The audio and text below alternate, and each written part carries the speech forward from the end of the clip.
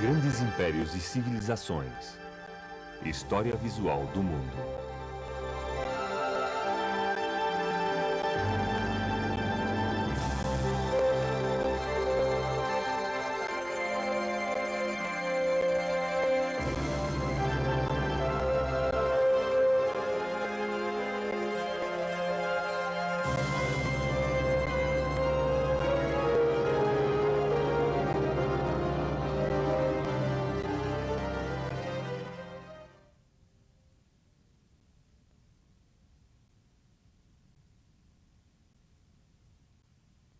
Na última grande batalha do Pacífico, realizaram a sua última e mortífera ação.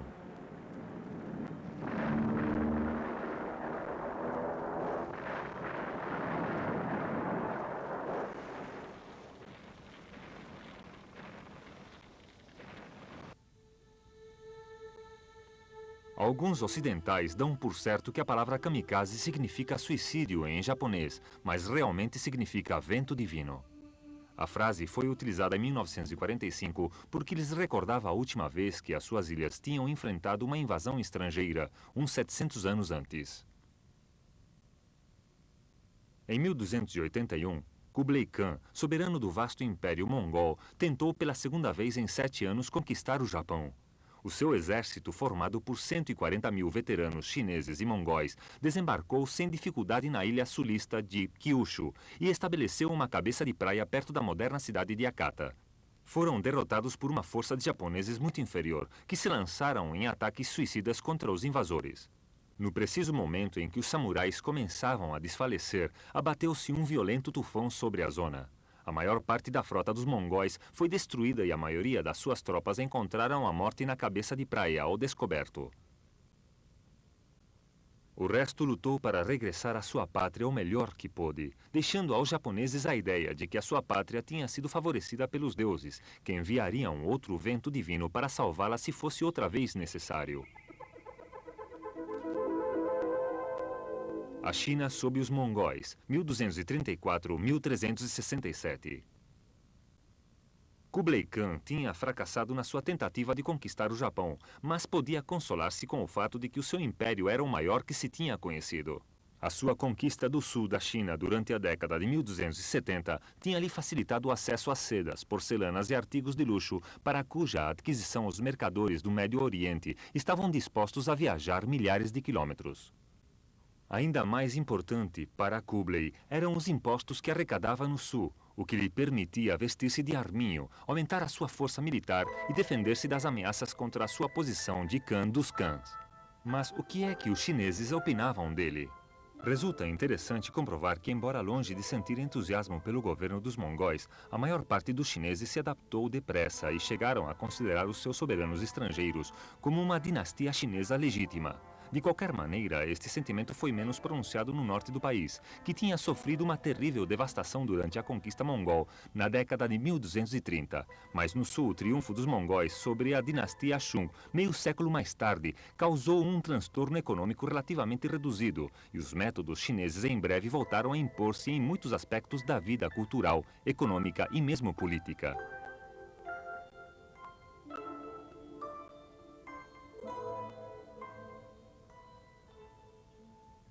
Na esfera cultural, por exemplo, homens como Nizam, mestre do século XIV, impuseram estilos e normas na pintura paisagística que dominariam a arte chinesa dos séculos vindouros. Também houve importantes desenvolvimentos na literatura popular. Floresceu a literatura de ficção e os dramaturgos como Quan Hanqing escreveram obras que ainda hoje se reconhecem talvez como as melhores escritas na China.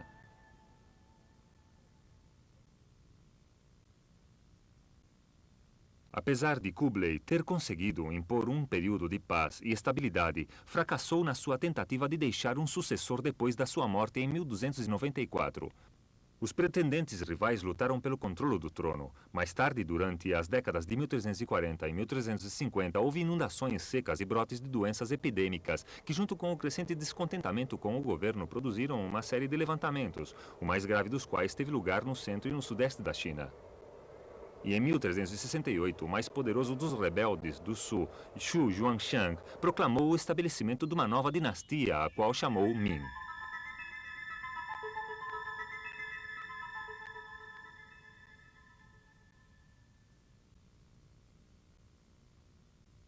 Partindo da sua capital na grande cidade do sul, Nanquim, os exércitos Ming expulsaram os mongóis até a estepe e em poucos anos tinham obtido o controle de todo o país. Xu Yuanshang, o primeiro imperador Ming, que vemos neste retrato oficial idealizado, era um pobre que tinha fundado uma dinastia imperial. Nascido em 1328, decorreu 4 décadas abrindo caminho para a cimeira do mundo político chinês. Converteu-se em monge budista, chefe militar e no líder de um poderoso movimento político. No entanto, à medida que envelhecia, Xu tornou-se cada vez mais paranoico com respeito às ameaças potenciais que se abatiam sobre a sua autoridade e levou a cabo numerosas purgas sangrentas entre os seus antigos conselheiros e partidários. Isto talvez explique por que é que este nada lisonjeiro, mas ao parecer muito realista retrato dele, se visse raras vezes. Xu preferiria indubitavelmente ser recordado tal como está aqui retratado, como um governante perspicaz que se gabava de velar pelos interesses dos seus compatriotas. Após a morte de Xu em 1398, houve uma disputa pela sucessão e o seu quarto filho usurpou o trono para converter-se no imperador Yongle. Em vida do pai, Yongle tinha estado encarregado de Pequim, convertendo-a a partir de então na capital imperial, empregando 200.000 trabalhadores para construir uma grande cidade e um complexo de palácios digno do maior império da Terra. Conhecida como a Cidade Proibida, a contemplação deste complexo é ainda hoje centro dos turistas que visitam Pequim. Yongle também foi um formidável militar e chefiou uma série de campanhas contra os mongóis, numa tentativa de criar um escudo defensivo contra as tribos das estepes, mas não conseguiu capturar nenhum dos seus chefes, por cujo motivo várias partes do que chamamos agora a Grande Muralha foram reconstruídas e as guarnições do norte reforçadas. Para alimentar estas tropas e os habitantes da sua capital, Xu restaurou e ampliou o Grande Canal, que se estendia por 1.500 quilômetros desde Hangzhou até ao sul de Pequim. O Grande Canal era uma das maravilhas do mundo e que importava umas 200.000 toneladas anuais de grão para o norte.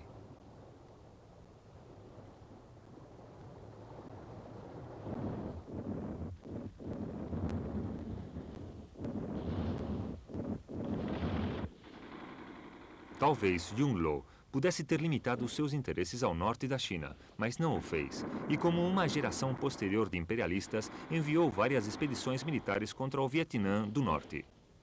Conseguiu anexá-lo, mas o seu exército viu-se transbordado por uma guerra de guerrilhas, que foi tão custosa e indecisa como seriam umas guerras similares 5 séculos e meio mais tarde para os franceses e os americanos.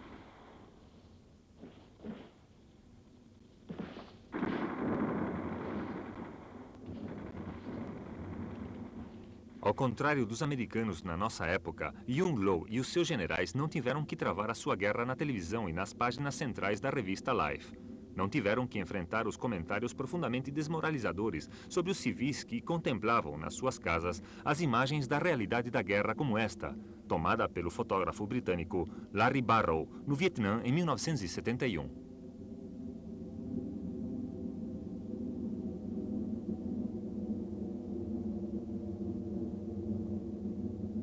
Mas os horrores da guerra eram tão reais então como agora.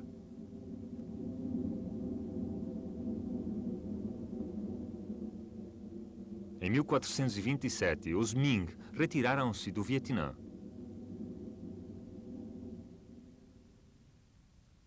A expansão imperialista de Yongle também teve lugar por mar.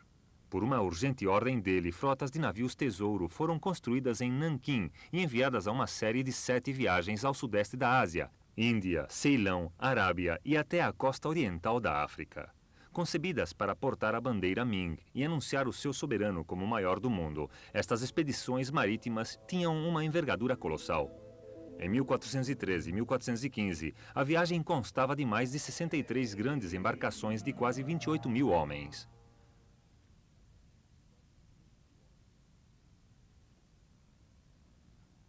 Por muito que estas viagens pudessem satisfazer a vaidade de Yongle, o seu custo excedeu amplamente o valor dos tributos arrecadados.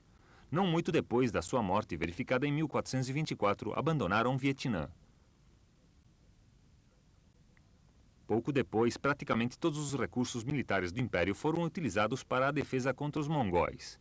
Em 1449, Sheng Tun, descendente de Yunlo, foi capturado num lugar chamado Tu Mu, poucos quilômetros ao norte da Grande Muralha, pelo chefe mongol Ezil. Os mongóis acabaram assim com os tributos que tinham pago aos Ming e exigiram uma série de prestações econômicas e políticas aos chineses, e quando estas não eram satisfeitas, realizavam raids pelo seu território, chegando às vezes às imediações de Pequim.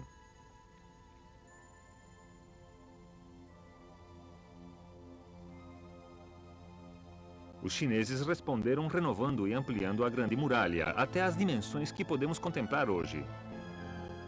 Com uma extensão de quase 4.000 quilômetros, proporciona uma prova eloquente da capacidade logística e tecnológica da dinastia Ming, mas nem por isso conseguiu manter os mongóis afastados. A partir deste momento, a dinastia encontrou-se à defensiva.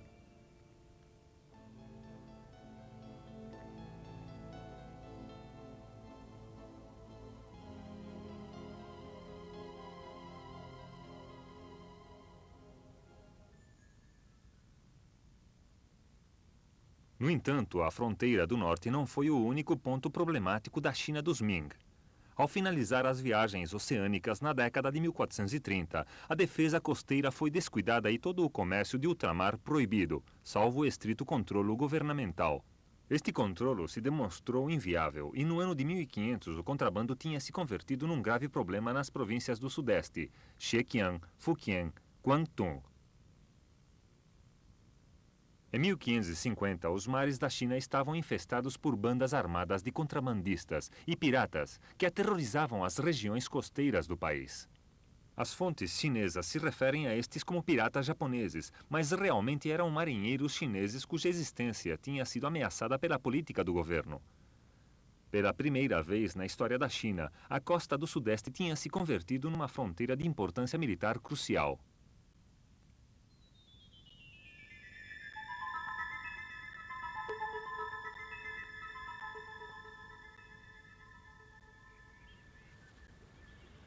No entanto, alguns destes piratas eram japoneses, dado que no outro lado do mar da China sucederam importantes acontecimentos.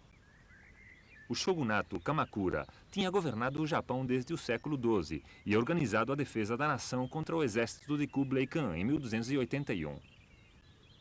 Agora, na década de 1330, tinha caído vítima da sua política antiquada e da gradual invasão dos vínculos de lealdade pessoal, nos quais tinha se baseado o sistema feudal do Kamakura.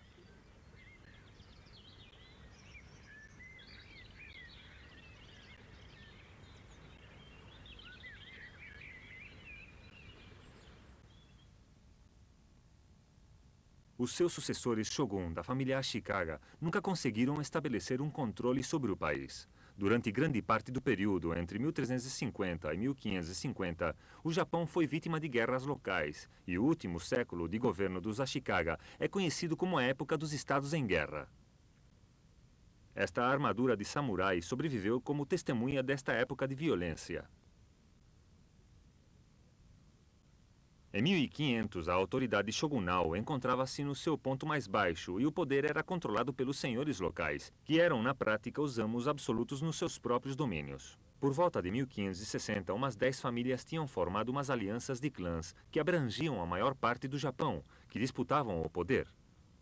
Oda no centro, Takeda e Oho no norte, Otomo e Shimazu no sul. A cidade de Kyoto continuaria sendo o lugar mais importante do Japão. Construída nos finais do século VIII, Kyoto permaneceria como capital do Japão durante 1000 anos.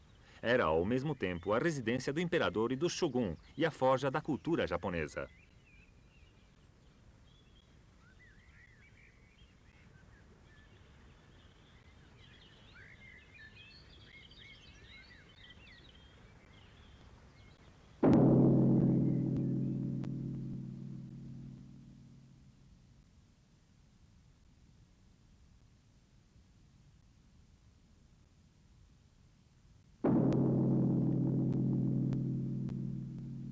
Durante o período Ashikaga, e mesmo antes, a cultura estava influída pela escola de budismo, que conhecemos na sua forma japonesa como Zen. Ao combinar a autodisciplina rigorosa e a autocompreensão mediante a meditação em vez do estudo de textos, o Zen encontrou uma grande resposta nos guerreiros analfabetos entre os períodos Kamakura e Ashikaga.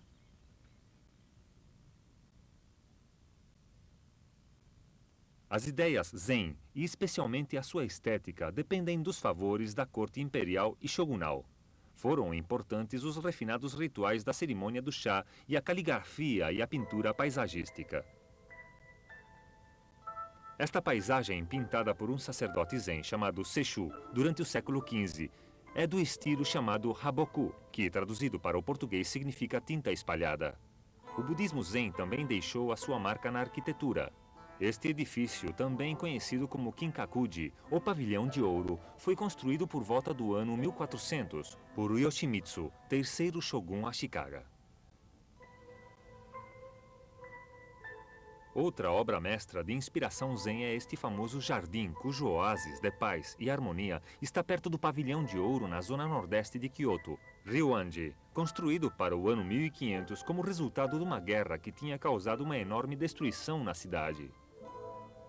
Um dos paradoxos da cultura Ashikaga é que o bom gosto e a beleza iam ao par com a violência e as mutilações.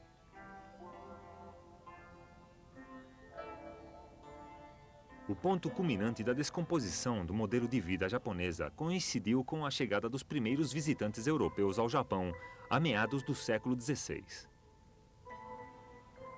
Trouxeram com eles o cristianismo, predicado por missionários como São Francisco Xavier.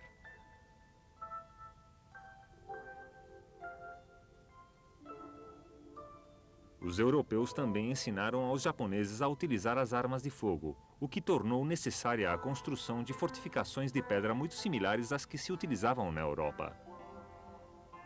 Se construíram mais de 200 castelos com torres, ameias e fossas. O castelo de Osaka, que vemos aqui, foi construído originalmente nos finais do século XVI. Foi posteriormente destruído várias vezes, mas esta moderna reconstrução de um dos seus edifícios nos dá uma ideia da sua antiga grandeza. Em 1568, Nobunaga, líder do clã Oda, capturou Kyoto, a capital imperial. Em 1573, depois o último shogun, Ashikaga. Em 1582, ano em que foi assassinado, obrigou a acatar as suas ordens a quase todos os outros senhores.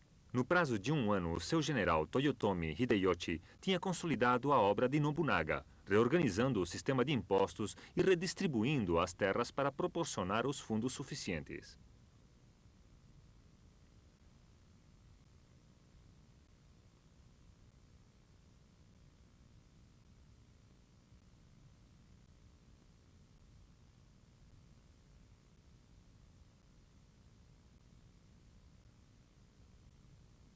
Havia um ditado japonês que dizia: Nobunaga amassou o pão e Hideyoshi cozeu, mas Ieyasu comeu.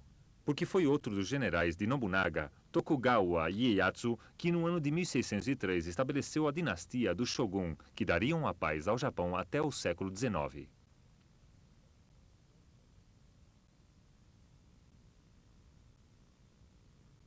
Protegido do mundo exterior, mas sem ignorá-lo, o Japão de Tokugawa prosperou.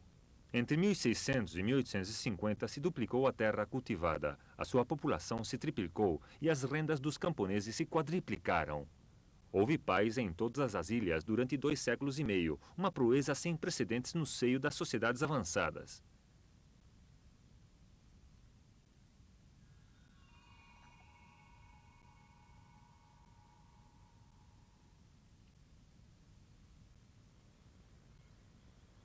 Se o aumento da população significou a prosperidade para o Japão, na China criou problemas. No ano de 1393, o primeiro imperador Ming governava uns 60 milhões de súbditos.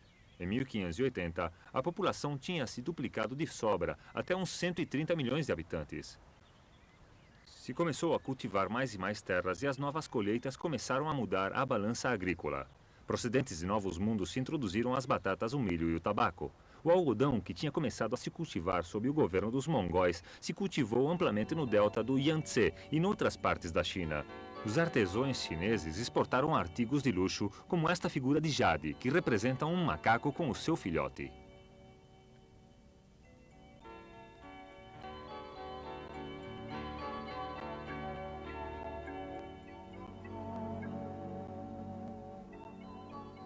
Mas, por cima de tudo, produziram seda e a porcelana Ming, azul e branca, que desde essa altura foi muito cobiçada pelos colecionadores.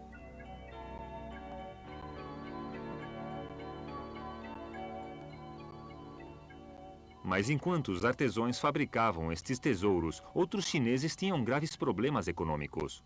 Nos anos posteriores a 1550, houve uma deterioração das condições climáticas, com perdas de colheitas, secas e fome. Também houve vários brotes de doenças epidêmicas.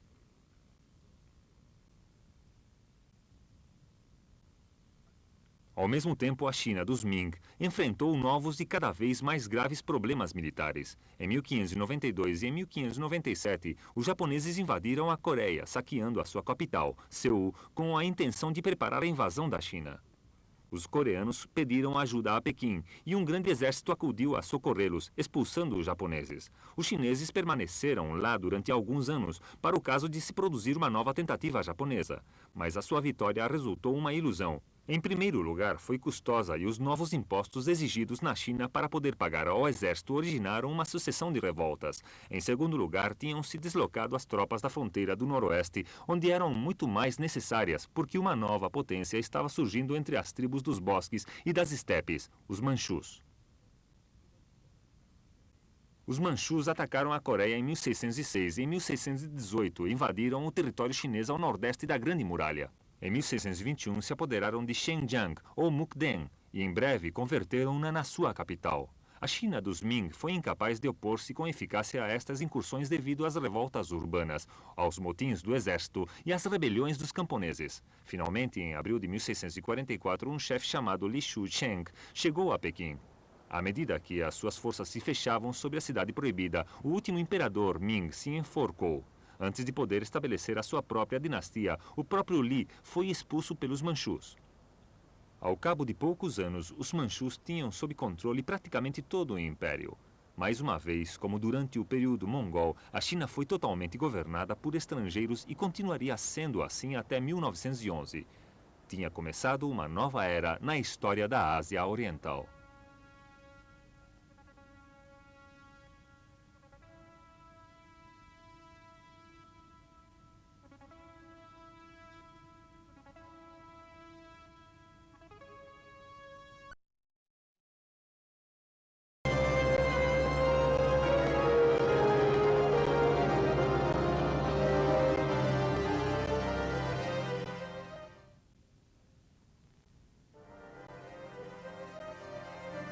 A expansão otomana. Na grande cidade turca de Istambul, com o perfil da sua magnífica mesquita azul dominando o horizonte, se ergue o umbral entre Europa e Ásia. Durante mais de 4 séculos foi a sede dos sultões que governaram o Império Otomano, e 1000 anos antes foi a antiga capital da cristandade, Constantinopla. Podemos afirmar que todos os estudantes sabem a data da queda de Constantinopla, já que se considera o ano 1453 uma linha divisória na história do mundo, o fim da Idade Média e o começo da Idade Moderna. Mas quantos destes colegiais seriam capazes de dizer quem a conquistou? Ou quantos saberiam que na época do seu máximo esplendor, o Império Otomano era uma das potências mais formidáveis da história do mundo? Suponhamos que hoje é o dia 12 de setembro de 1683. Há 3 meses, um exército turco de 200.000 homens mantém um cerco a Viena, a capital dos Habsburgos. Com a ajuda das tropas enviadas pelos soberanos da Alemanha, Itália, Espanha e Polônia, o imperador da Áustria contra-ataca. Os turcos pecaram por excesso de confiança, porque tinham certeza que tomariam Viena antes da chegada de qualquer exército de reforço e deixariam de fortificar seu acampamento. Os cristãos exploraram este erro e no final do dia os aliados cristãos resultaram vitoriosos. Apesar de que as suas muralhas tivessem sido destruídas, Viena sobreviveu e a ameaça turca foi rejeitada.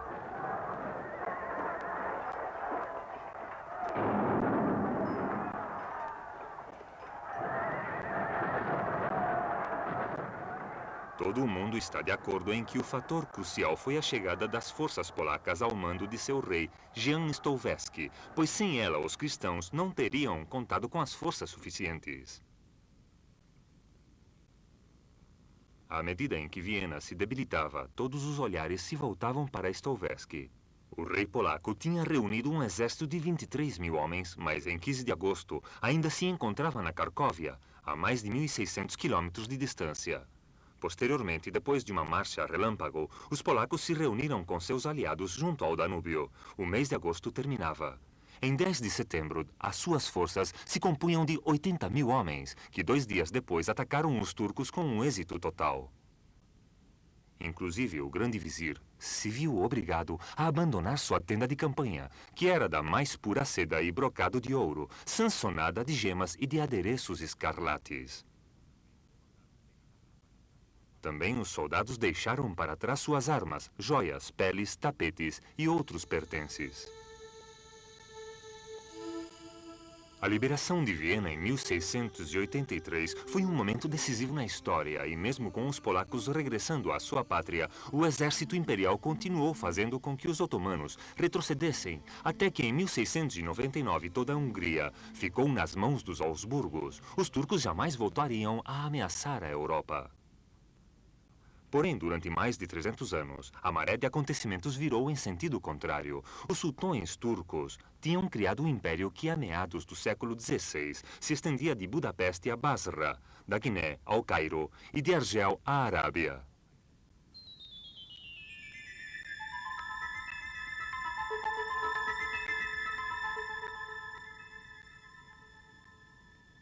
O nascimento do Império Turco. As origens do poder turco deveriam procurar-se talvez uns 400 anos antes, quando em 1258 um exército mongol tinha tomado e saqueado Bagdá, a capital do mundo islamita. De lá, os califas sabeístas tinham exercido uma autoridade espiritual sobre a maioria dos muçulmanos, desde meados do século VIII. Depois de 1258, apesar de que os estados surgidos das ruínas do califato converteram-se ao Islã, nenhuma autoridade islamita foi capaz de reafirmar sua hegemonia. A primeira notícia que temos dos turcos se remonta ao século VI, na Ásia Central, onde os chineses lhes tinham dado o nome de Shusken. Deslocando-se progressivamente para o ocidente, chegaram aos mercados de seda de Samarcanda e avançaram até as fronteiras da Anatólia. Havia muitas tribos turcas, algumas tornaram-se muçulmanas e se deslocaram ainda mais para o ocidente, formando parte, a partir do século VIII, dos exércitos dos califas. Mas após o saqueio de Bagdá, em 1258, houve um vácuo de poder entre o Império Mongol e o Império Bizantino. Essa terra de ninguém se converteu no reino dos Gashi, ou guerreiros da fé, e muitas das tribos turcas acudiram à zona. Dos 10 grupos principais de Gashi, adquiriu uma importante preponderância o que se achava mais próximo da cidade de Bruxa, comandado desde 1581 por um chefe turco chamado Osman, de cujo nome deriva a palavra otomano.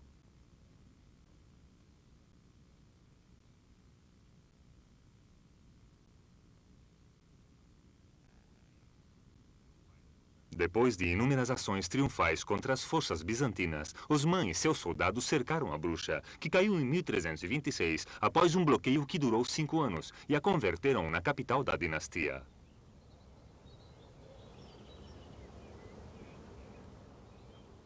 Os otomanos fizeram de Bruxa um efervescente centro das artes e da erudição, graças aos primeiros sultões, que foram enterrados nessa cidade, pertencendo a eles as únicas tumbas que se encontram na Mesquita Verde.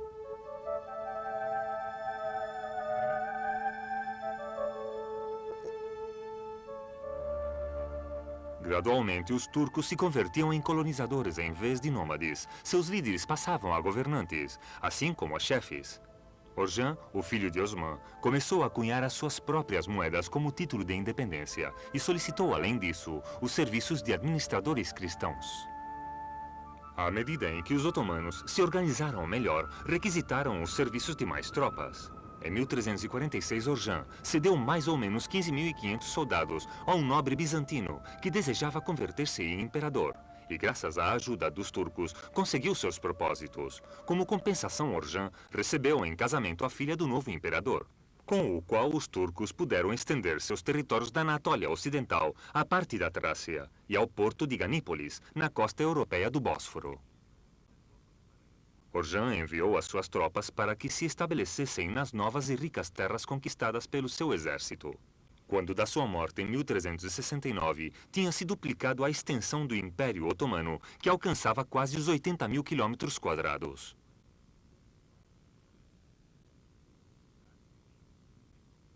Murad I, o terceiro sultão, incrementou seu domínio sobre a Europa e, em 1368, conquistou Adrianópolis, a segunda cidade bizantina em importância, rebatizada como Evifne, e convertida em sua capital. Mais tarde, os otomanos construiriam a Mesquita de Suleimã, uma das mais esplêndidas do mundo islamita, que ainda pode contemplar-se hoje em dia.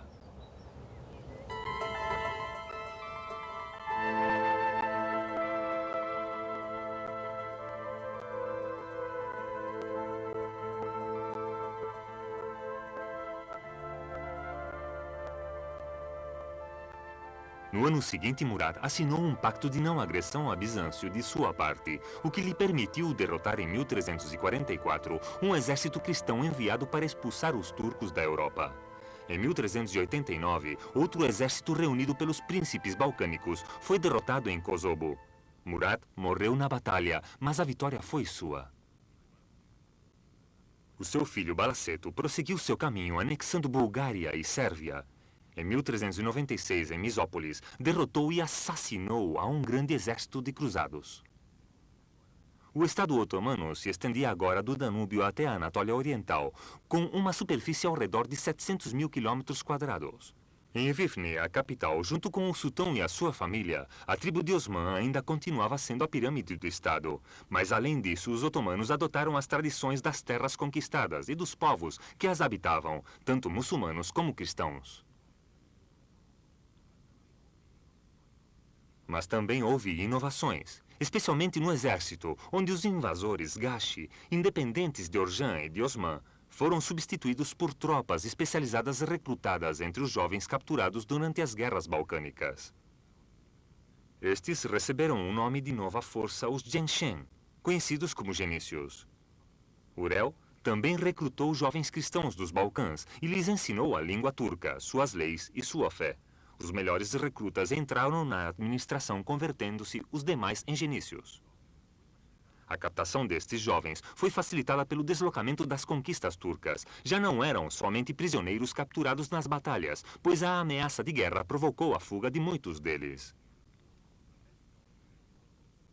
A peste negra, que afetou tanto a Europa Oriental como a Europa Ocidental, depois de 1347, também levou muitos refugiados para os braços dos sultões. Mas para a maioria dos povos submetidos, a conquista otomana supôs a paz e a estabilidade depois de quase 2 séculos de distúrbios. Os turcos prosseguiram a tradicional política islamita de tolerância para com os povos do livro, quer dizer, os cristãos e os judeus que aceitavam o mesmo e o único Deus. O governo otomano nos Balcãs, em geral, foi menos despótico que o sistema ao qual tinha substituído, onde as obrigações feudais tinham significado uma carga muito mais pesada para a população do que os impostos do sultão. Mas na Ásia, a expansão otomana foi menos popular. Na década de 1390, Balaceto, filho de Murad, o vencedor de Misópolis, começou a atacar a seus vizinhos orientais, exigindo que lhes jurassem lealdade, e aqueles que não o fizessem seriam depostos. Desafortunadamente para ele, Timur o Coxo, ao qual conhecemos como Tamerlã, conquistador de um império que se estendia desde a Anatólia à Índia, se oporia. Em 1402, se antecipou a Balaceto e começou o saque a Ankara. Quando as forças do sultão se aproximaram, foram varridas implacavelmente e o mesmo Balaceto foi capturado. Os domínios dos otomanos na Ásia Menor foram sistematicamente destruídos e aqueles que tinham sido depostos por Balaceto retomaram as suas possessões.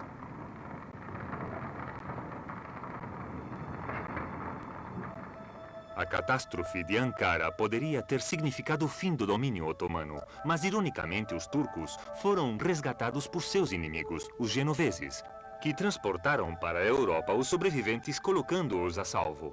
Timur morreu em 1405 antes de conseguir criar um estado na Anatólia capaz de enfrentar os encravamentos otomanos que ficaram intactos. Fez-se retroceder o tempo, mas não detê-lo. O filho de Balaceto, Muhammad, necessitou de 10 anos para restaurar uma aparente ordem no Estado otomano e, inclusive, quando da sua morte, no ano 1421, seguia governando uma metade da zona controlada por seu pai, não mais de 284 mil quilômetros quadrados. O Império Otomano se converteu numa potência mundial sob o governo de Murad II, filho de Mohamed e com seu neto Mohamed, o Conquistador. A expansão teve lugar tanto na Europa como na Ásia Menor, e numa série de ataques fugazes, os estados independentes da Anatólia foram novamente derrotados e anexados. Deste modo, o Império Otomano chegou até o Mar Negro e as fronteiras da Síria. Na Europa, se conseguiram grandes avanços aproveitando as guerras civis, nas quais se encontravam imersos os estados cristãos dos Balcãs da Grécia. Alguns eram estados cruzados governados por ocidentais, outros eram colônias comerciais governadas por Gênova e Veneza, e outros eram reinos governados por príncipes balcânicos ou por Bizâncio. Em 1481, os domínios do sultão tinham alcançado os 850 mil quilômetros quadrados, superando qualquer de seus vizinhos, e tinham um poder quase irresistível. A conquista mais espetacular foi a tomada de Constantinopla, que caiu em suas mãos em 1453. Suas grandes muralhas, que mediam 30 metros de altura, tinham resistido muitos cercos. Mas Mohamed II conseguiu concentrar contra estas defesas, construídas 1000 anos antes, a maior inovação militar do Renascimento, a artilharia de campo.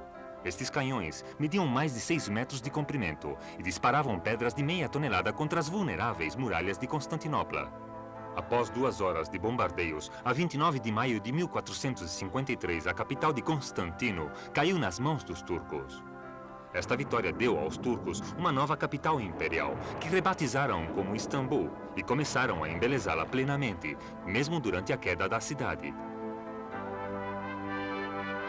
Quando o sultão descobriu um soldado saqueando uma igreja, bateu nele e disse: "Para você são suficientes os tesouros e os prisioneiros. Os edifícios são meus."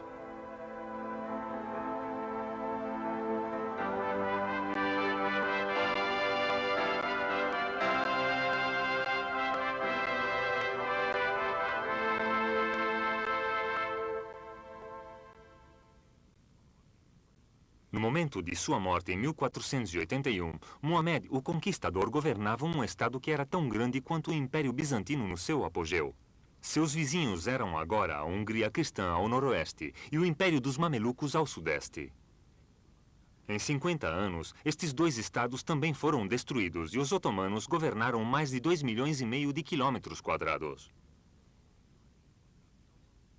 Em 1538, Suleimã o Magnífico, talvez o soberano mais poderoso de todo o mundo, mandou introduzir este escrito na Romênia: "Sou o chefe da comunidade de Maomé, por graça de Deus. O poder de Deus e os milagres de Maomé são meus companheiros. Eu sou Suleimã, em cujo nome são lidas as orações das sextas-feiras na Meca e em Medina. Em Bagdá, eu sou o Shah. Nos reinos bizantinos, o César. E no Egito, o sultão, que envia as suas frotas aos mares da Europa, África do Norte e a Índia." A famosa Batalha de Lepanto, em 1571, na qual a frota turca foi surpreendida no seu lugar de ancoramento, não longe das costas gregas, interrompeu o avanço dos otomanos.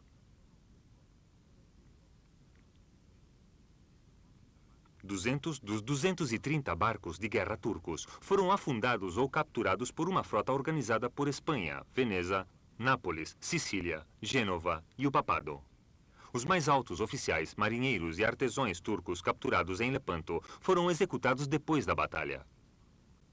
Sem dúvida nenhuma, foi uma grande vitória, mas não devolveu Veneza à próspera ilha de Chipre, capturada pelos turcos no ano anterior.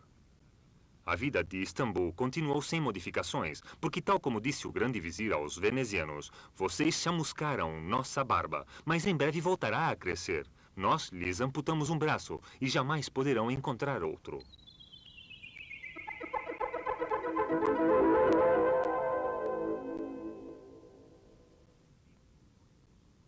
Os primeiros sultões muçulmanos, que se sucederam desde Omã até Soleiman, o Magnífico, foram todos governantes de rara habilidade. Orjan, o segundo, talvez reivindicasse prematuramente que ele era, em 1327, o senhor dos homens e o herói do mundo. Mas seu neto Balaceto I mereceu amplamente o apelido de Indein, ou Relâmpago, porque cruzou uma e outra vez da Ásia até a Europa, em suas rápidas conquistas. Também as 18 campanhas vitoriosas de Mohamed II fazem jus ao seu título de Faquin, o Conquistador. Seu descendente Soleiman também comandou pessoalmente seus exércitos nas batalhas.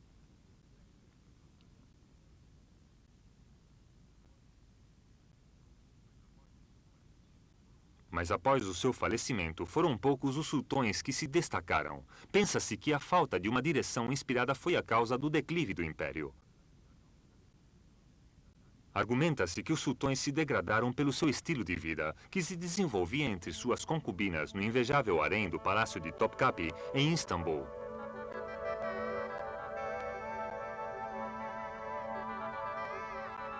Hoje em dia, o palácio continua sendo um dos monumentos mais notáveis entre as construções realizadas pelos otomanos. Apesar da sua luxuosa vida, o exército otomano continuava ganhando batalhas. Ao parecer, os sultões podiam desfrutar das suas concubinas e celebrar suas vitórias ao mesmo tempo.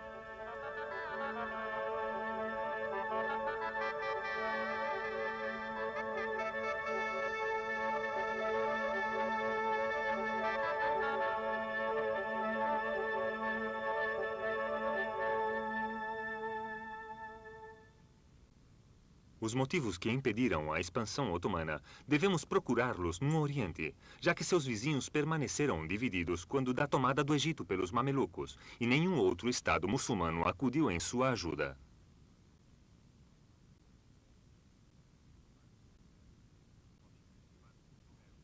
Somente por parte dos persas de Salavi fez-se oposição aos otomanos, porque nela se combinavam o poderio militar com a hostilidade ideológica. Os Salavi favoreciam o cismo, enquanto que os turcos eram sunnitas. Em pouco tempo, numerosos dissidentes do Império Otomano também abraçaram a cisma, ou se uniram ao exército persa, ou provocaram levantamentos na Anatólia, para conseguir o apoio dos persas.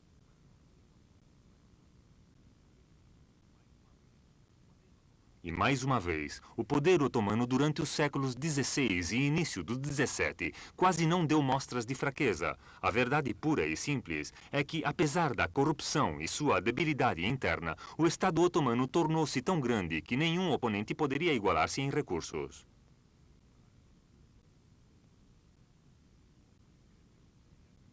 Como escreveu um viajante inglês em 1610, o Império Turco é o maior que existe, ou que existiu jamais desde o princípio do mundo. Mas Lepanto tinha um flanco na sua couraça. Os otomanos tinham perdido porque seus inimigos uniram-se contra eles. Mas 2 anos depois, a aliança cristã se fragmentou. Veneza assinou a paz com eles e a Espanha ficou praticamente sozinha, do qual os turcos em breve tirariam partido.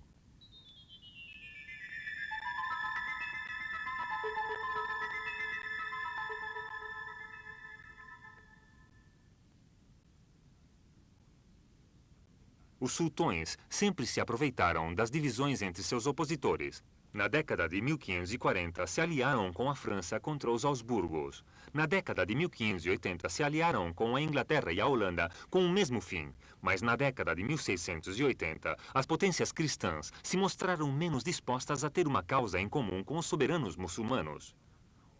Os Habsburgos, derrotados na Guerra dos 30 Anos, já não eram temidos pelos seus vizinhos. Na sua luta contra os turcos, podiam contar agora com o apoio dos seus colegas soberanos.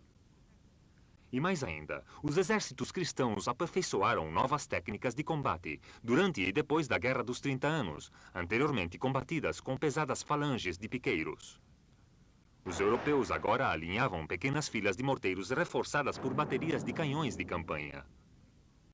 As melhoras táticas foram realizadas na década de 1630. Naturalmente, os turcos as conheciam meio século depois, e apesar disso foram incapazes de imitá-las. Possuíam naturalmente morteiros e artilharias, e na arte do cerco a uma cidade eram formidáveis, mas nas batalhas nunca conseguiam organizar uma barreira contínua de fogo como faziam os cristãos. Numa época tão tardia como em 1770, um general austríaco, comentando a estranha fidelidade dos turcos a uns métodos antiquados, disse: "Não mudaram nada em suas táticas há 2 séculos. No entanto, este fato não parece revestir importância." Embora os turcos tivessem perdido a Hungria, conservaram a Creta, Chipre e os Balcãs. Seus exércitos e seus navios continuaram sendo uma das forças com as quais tinham que contar. Outros povos surgiram e desapareceram.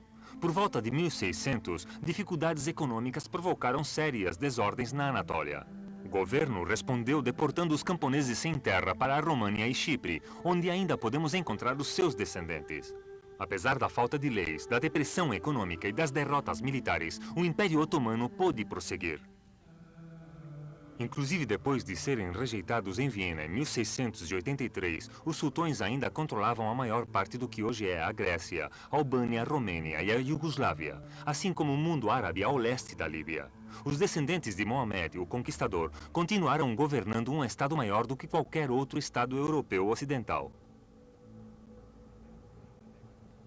Até a primeira década do século XX, os otomanos não foram obrigados a abandonar todas as terras europeias, exceto o último canto da Europa, e até 1918 não cessaram 400 anos de domínio turco sobre as terras árabes. Talvez a Turquia representou efetivamente o que costumava dizer o primeiro-ministro britânico, Gladstone, o doente da Europa. Mas a verdade é que demorou muito tempo em morrer.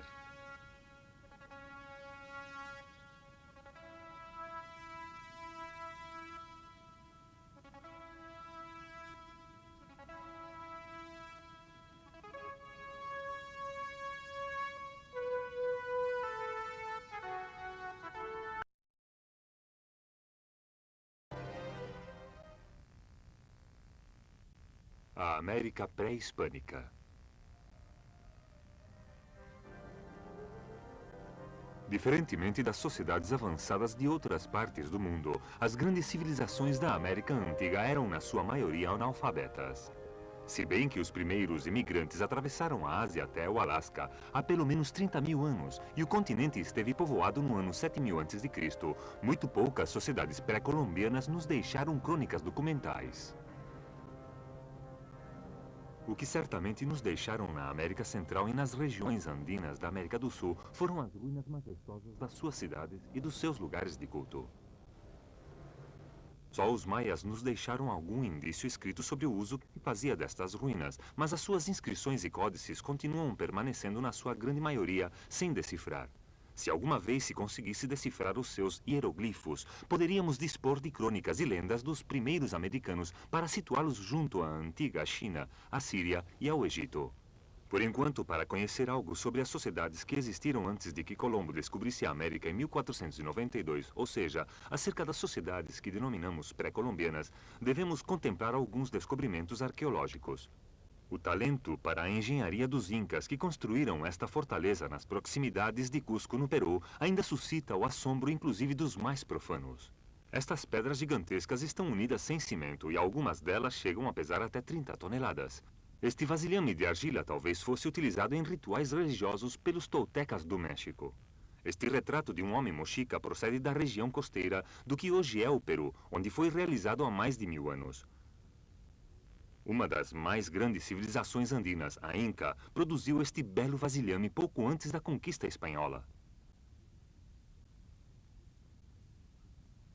O estribo, ou asa, na parte posterior deste cachorrinho Nazca, realizado no sul do Peru, é um ingrediente característico de boa parte da cerâmica da América do Sul. Graças às pacientes escavações em importantes jazidas arqueológicas, podem reconhecer-se certos acontecimentos de grande importância. Quase todos eles parecem ter ocorrido na América Central e do Sul. Aqui é onde foram achadas as provas mais antigas de plantas domesticadas e de aldeias agrícolas, e também onde quase todos os impérios mais importantes chegariam a desenvolver-se depois. Uma das primeiras civilizações que conhecemos é a Olmeca, que floresceu no Golfo do México no ano 1200 a.C. Os Olmecas fundaram um estado cuja população ascendia a dezenas de milhares de pessoas e que compreendia um clero, um serviço civil e uma hierarquia de classes sociais. Os Olmecas também eram artesãos muito dotados que realizavam trabalhos em pedras, desde cabeças de machados cerimoniais como esta, que representavam rostos de meninos com colmilhos de jaguar, até umas imagens colossais dos seus deuses. Os Olmecas continuaram dominando a zona até a vinda de Cristo.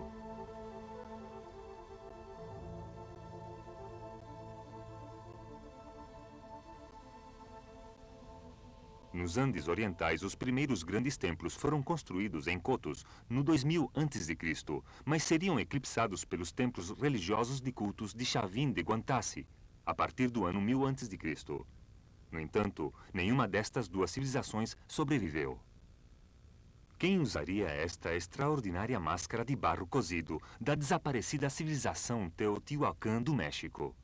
Por que construiriam os chapotecas este complexo de plataformas e templos do Monte Alban, também no México? As respostas não podem ser mais do que umas meras conjecturas. Porém, a arqueologia nos demonstra que ambas as culturas floresceram no Istmo Central entre os anos 300 e 700 da nossa era, e que, como muitas outras culturas, seriam eclipsadas pelas mais brilhantes de todas as civilizações nativas americanas, os maias. Os maias eram originários das selvas úmidas das terras baixas tropicais da Guatemala e Belize. No seu apogeu entre o ano 300 e 900 da nossa era, chegaram a controlar a Honduras Ocidental, Campeche Oriental e o norte de Yucatán.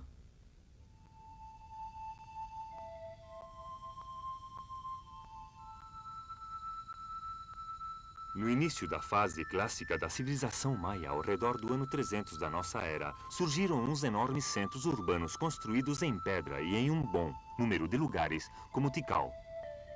Nas terras baixas da Guatemala, imensas praças de pavimento estavam rodeadas de maciças pirâmides escalonadas, coroadas por templos e impressionantes construções de múltiplos andares.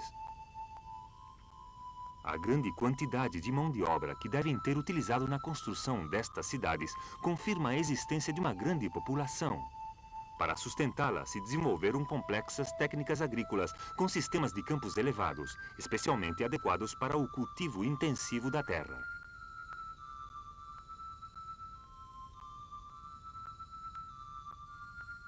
Esta próspera civilização da selva úmida tropical produziu umas elegantes e artísticas criações no que parece ter sido um ambiente pouco prometedor.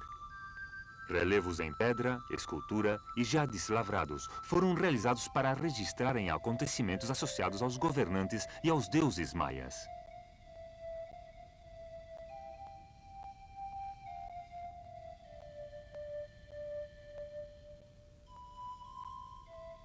Os avanços intelectuais foram igualmente impressionantes. Os maias sobressaíram na observação e cálculo astronômico e astrológico, inventando um sistema numérico baseado em unidades de 20, incluindo o conceito do zero.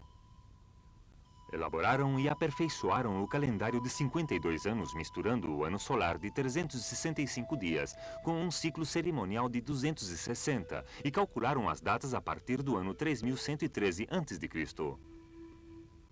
Os maias estavam obcecados com a anotação do tempo e ergueram pedras talhadas e altares para marcar o passo de períodos estabelecidos, assim como para comemorar importantes acontecimentos, como os aniversários de acesso ao poder ou a morte de seus soberanos. Estes monumentos estão cheios de textos hieroglíficos explicativos, mas até agora só os signos referentes aos números, datas, deuses, nomes geográficos e genealogias foram decifrados, outras muitas centenas permaneceram sem serem explicadas.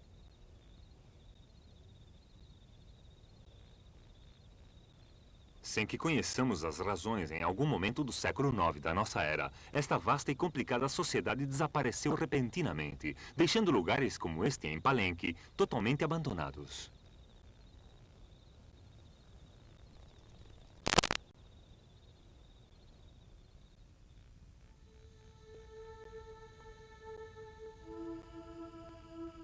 Talvez os maias fossem exterminados por uma doença epidêmica e talvez sofressem uma invasão, mas seja qual for a razão, a partir do ano 500 aproximadamente, um segundo foco de civilização americana surgiu nas altas bacias alpinas do sul do continente. Primeiras civilizações dos Alpes. 2 centros, Tiahuanaco e Yuan, dominaram grande parte dos Andes. Entre os anos 600 e 800, estavam vinculados por uma religião comum simbolizada pelo deus da entrada na Porta do Sol, perto do lago Titicaca, na Bolívia, onde tudo quanto resta de Tiahuanaco são estas desoladas ruínas.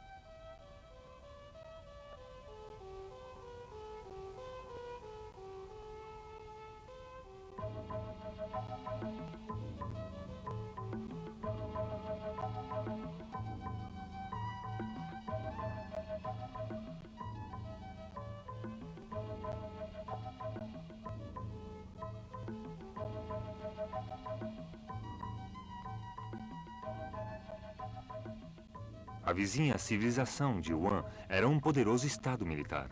No ano 700 dominava a metade do moderno Peru, mas ambas as civilizações desapareceram pouco depois do ano 800 por razões que ainda permanecem desconhecidas.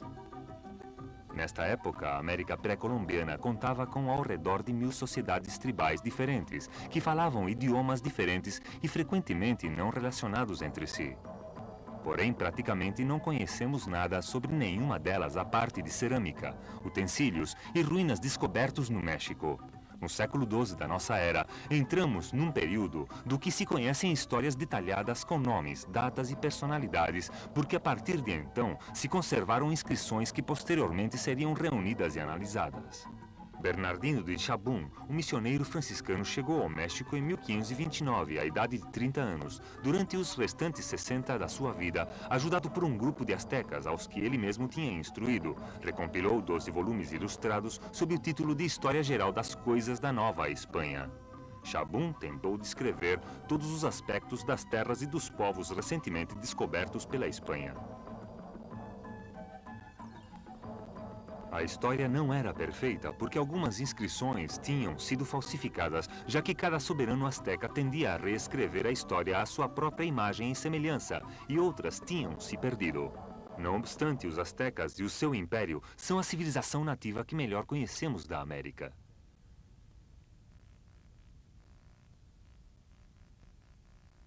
Os astecas. Entre os séculos 7 e 10, umas tribos bárbaras invadiram o México. Entre estas se encontravam as dos toltecas, que construíram a sua capital em Tula. Fundada no ano 950 da nossa era, Tula se converteu no centro do estado militar tolteca e no eixo da sua rede comercial. Parece que nesta época a população reverenciava um líder religioso conhecido como Quetzalcóatl, a serpente emplumada. Estes monumentos de Chichén Itzá foram construídos pelos seus fiéis no ano 987 e os seus seguidores foram expulsados de Tula por um grupo religioso rival que defendia os sacrifícios humanos aos deuses, ao invés das ofrendas simbólicas de jade, borboletas e cobras.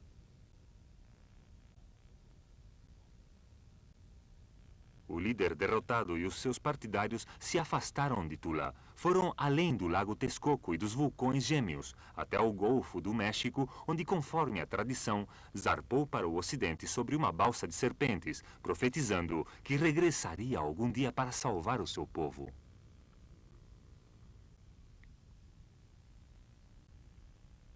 A civilização tolteca se eclipsou uns 2 séculos depois, quando os xixinecas imigraram desde o norte em sucessivas ondas e destruíram o império.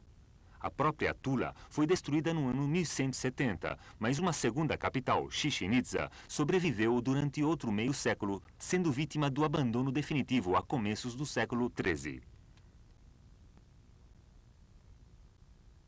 Em 1345, uma das tribos xixinecas, os astecas, chegou ao Vale do México e se estabeleceu num grupo de ilhas nas margens pantanosas do lago Texcoco, onde construíram a sua capital, Tenochtitlán. Em menos de um século de grupo tribal, se tinham transformado num estado bem organizado, convertendo-se em soberanos do vale. Os povos conquistados por eles foram obrigados a pagar fortes impostos, e os inventários realizados pelos conquistadores, anotando meticulosamente roupas e armaduras, cestas cheias de milho. e outros produtos alimentícios, assim como uma águia, formam uma parte importante dos documentos astecas que sobrevivem até hoje. Existia, além disso, outra forma importante de tributo. As contínuas guerras proporcionavam cativos que podiam ser sacrificados aos deuses Tetatilpoca e Huitzilopochtli, sempre sedentos de sangue. Dezenas de milhares de vítimas eram assassinadas cada ano, arrancando-lhes em vivo os corações como oferenda ao sol, a quem os astecas adoravam. Em ocasiões especiais exigiam sacrifícios numa escala quase inimaginável. Na consagração de um grande templo novo em Tenochtitlan, no ano 1487, se reuniram duas colunas de vítimas, as que se ordenou que subissem os degraus em fila, na direção dos sacerdotes que aguardavam nos altares no alto do templo. O sacrifício era contínuo, durante 4 dias e 4 noites, e se os braços dos sacerdotes se cansavam de tanto arrancar corações, eles encontravam rapidamente substitutos. A maior parte das fontes concordam que, nesta ocasião, ao redor de 20.000 homens e mulheres foram assassinados ritualmente. Alguns deles eram escravos locais, outros prisioneiros capturados nas numerosas e vitoriosas guerras dos astecas. Porém, a grande maioria eram vítimas trazidas pelos príncipes vizinhos que tinham sido derrotados. No entanto, o sistema se rompeu com Montezuma II, sobrinho do anterior imperador escolhido no ano 1503 pelo conhecido Conselho de Nobres, Generais e Sacerdotes. Montezuma II ganhou numerosas batalhas a começos do seu reinado e trouxe muitas vítimas para o sacrifício durante os festejos da sua coroação. Mas depois disto, o comportamento de Montezuma tornou-se mais autocrático e incrementou o tributo que se exigia tanto aos seus súditos como aos seus vizinhos. A história de Montezuma II foi registrada nesta série de aquarelas publicadas posteriormente num livro chamado A História das Novas Índias. Houve algumas rebeliões contra o seu poder. Depois de 1510, aumentou a resistência por parte dos estados vizinhos. No mesmo ano, se avistou um cometa sobre México, que os astrólogos interpretaram como uma advertência do regresso de Quetzalcoatl, a serpente emplumada, desterrado fazia 550 anos. Quando se estenderam os rumores de que uns estrangeiros barbados e de rosto pálido tinham aparecido nas ilhas do Golfo, muitos em México ansiaram serem libertados do governo arbitrário de Montezuma. A destruição dos astecas.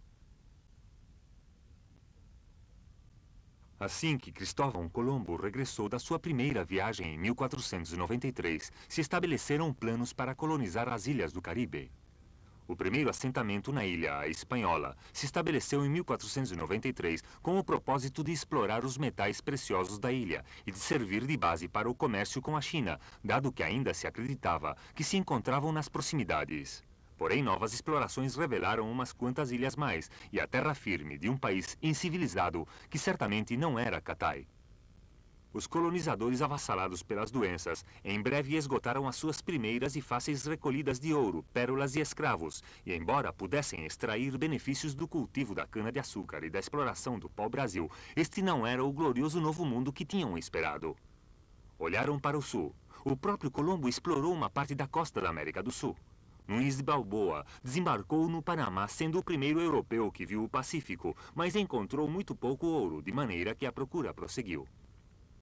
Em 1519, Hernán Cortés, jovem governador da Havana, foi designado chefe de uma expedição colonizadora, que zarpou com 600 homens ao serviço de Deus e da Sua Majestade Carlos V, para levar a luz a aqueles que viviam nas trevas e também para adquirir as riquezas que a maior parte dos homens ambicionam.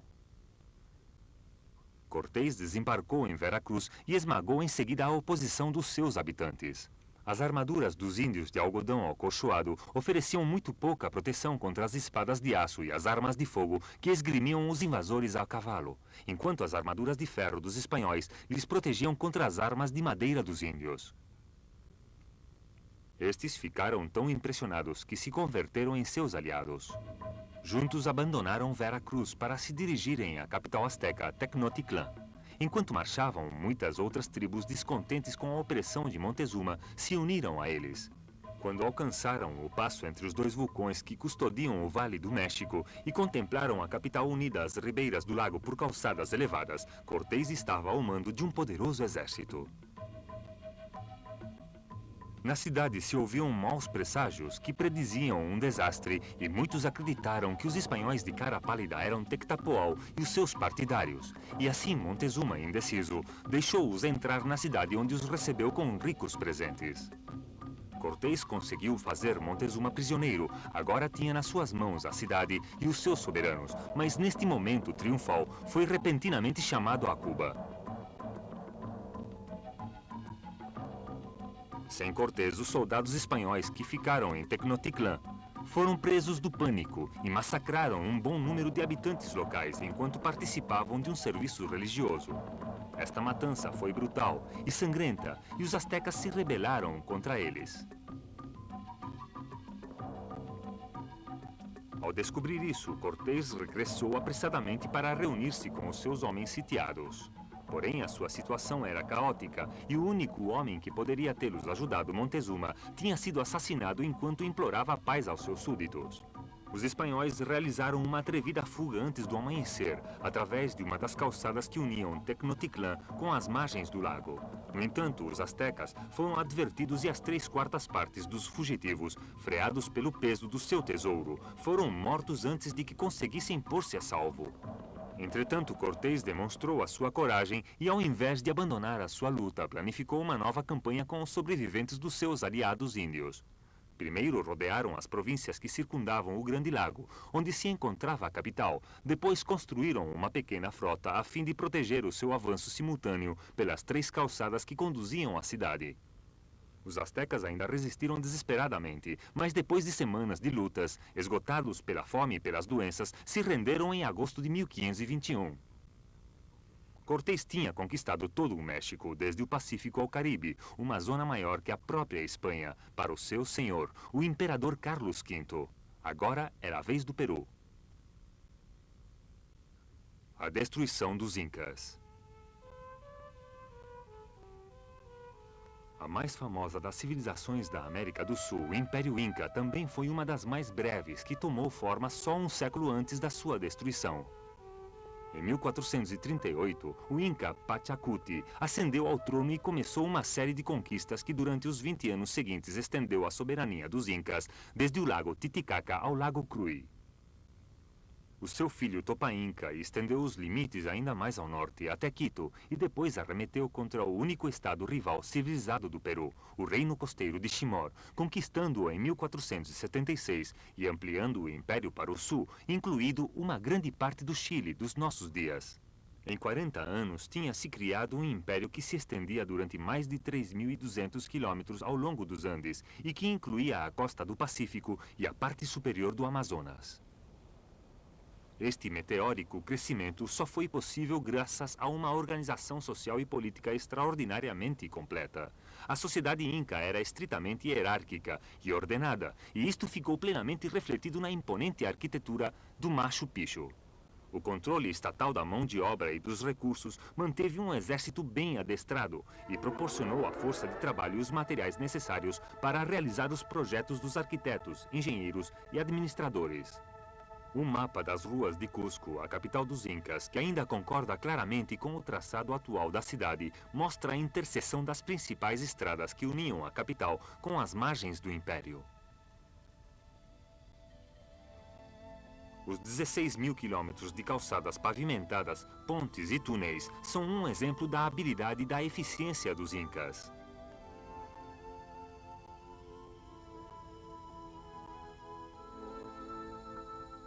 Mas existia um falho neste estado de quase bem-estar. Todo o poder emanava de um único homem, o Supremo Inca. Em 1525, Huayna Capac morreu deixando 2 pretendentes rivais ao trono, Huáscar e Atahualpa. As divergências internas dividiram o império e começou uma sangrenta guerra civil. Neste momento chegaram os espanhóis ao mando de Francisco Pizarro, de 50 anos de idade. O número dos invasores não superava os 180 homens, mas estavam todos motivados pela sua fé religiosa e por uma abrasadora ambição. Possuíam a grande vantagem de dispor de cavalos, armas de aço e armaduras, e em México tinham aprendido a utilizá-las com maior eficácia contra os índios. Ao princípio, apenas necessitaram combater. Quando alcançaram as terras altas do Peru em 1532, tinham derrotado Huáscar fazia pouco, e o seu irmão Atahualpa estava acampado com o seu exército de 80.000 homens perto da cidade de Cajamarca. Recordando quão útil tinha sido para Cortés sequestrar Montezuma no México, Pizarro aprisionou Atahualpa durante um parlamento e o reteve como refém, solicitando um enorme resgate. Quando o resgate foi pagado, Pizarro já o tinha mandado assassinar. Sem o seu líder divino, debilitados pela guerra civil e afligidos pelas epidemias de doenças europeias, os povoados dos Andes sucumbiram perante os conquistadores. No entanto, hoje em dia ainda continuam existindo milhões de índios de pura sangue como o povo aimara, que vive na Bolívia. As línguas dos maias, dos astecas e dos incas ainda são faladas. Os camponeses ainda se vestem, comem e cultivam as suas terras de um modo muito parecido aos dos seus antepassados. Mas para bem ou para mal, o destino político da América Latina estaria agora em mãos dos europeus.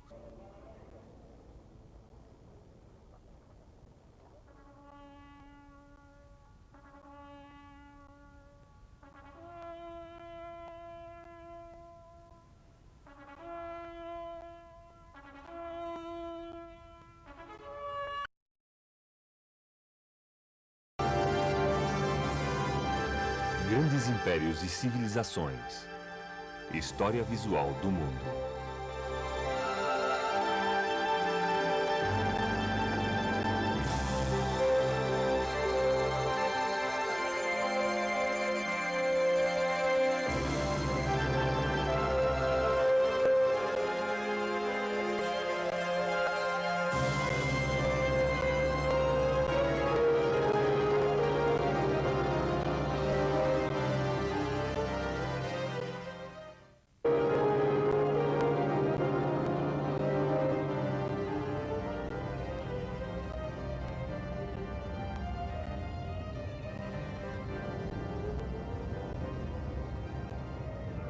Em 1453, a grande cidade de Constantinopla, o coração do Império Bizantino de mais de 1000 anos, sucumbiu perante os turcos durante um prolongado cerco. Como símbolo de quanto tinha sucedido, a igreja cristã de Santa Sofia foi convertida numa mesquita muçulmana, que ainda domina a moderna cidade de Istambul.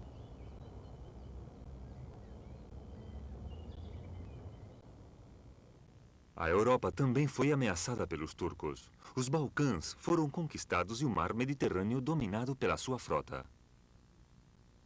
Em 1526, na Batalha de Mohacs, resultou morto o rei da Hungria e o seu exército ficou feito em pedaços. Em 1529, Viena foi cercada, uma experiência que voltaria a repetir-se em 1688. Naquela altura, já o Império Turco dominava quase todo o Mediterrâneo.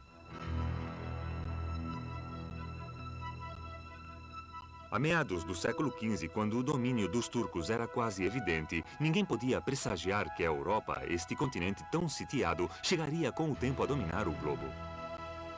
300 anos mais tarde, o poder naval e militar da Europa estendia-se desde mais além da costa oriental da África até o Oceano Índico e o sudeste da Ásia. Por que é que sucedeu isto? Como é que pôde suceder? Qual foi o motor que impulsou a Europa? A Itália medieval foi o berço do poder europeu. Em San Gimignano, na Toscana, as torres medievais ainda se erguem como lembrança do poder das cidades-estado independentes. Foi nestes diminutos estados, durante os séculos XII e XIII, onde nasceram as finanças modernas. No norte da Itália havia muitas cidades-estado. Florença, Gênova, Veneza encontravam-se entre as mais importantes. Veneza possuía uma rede comercial que se estendia por todo o mundo conhecido. As suas tradições marítimas ainda ficam refletidas na regata anual que se celebra ao redor da ilha da Laguna, sobre a qual foi construída a cidade. Os sucessos comerciais venezianos tornaram possível que o Rialto, em Veneza, se convertesse num dos primeiros centros bancários internacionais do mundo. Gênova, a sua rival marítima, também se converteu num influente centro de interesses financeiros. Gênova e Veneza financiaram todo o comércio europeu com a Ásia e a Índia.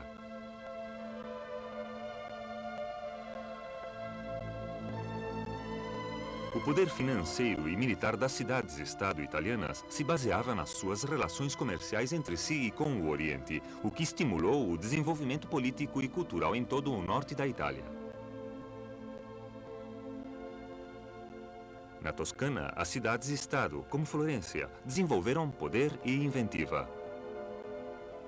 Foi em Florença onde, nos séculos XIV e XV, se desenvolveram as técnicas da indústria moderna. Era parte do Renascimento italiano, uma extraordinária explosão de criatividade artística e cultural que deu lugar a uma revolução no entendimento humano da natureza e da sociedade. A arquitetura floresceu sob a proteção de nobres, ricos e poderosos.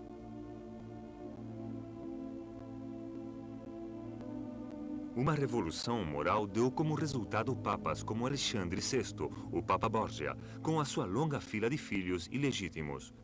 Para ele, a tríplice coroa era simplesmente um mero símbolo do poder secular. Durante e depois do Renascimento, a arte deixou de estar dominada pelo dogma religioso e os artistas começaram a contemplar o mundo com novos olhos. Pintaram o que viam ao seu redor e observaram o detalhe, a textura e a luz com uma nova precisão.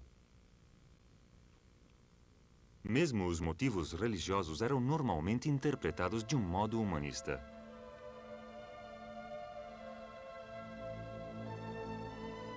A revolução artística deu início a uma revolução visual. A perspectiva foi dominada e manipulada.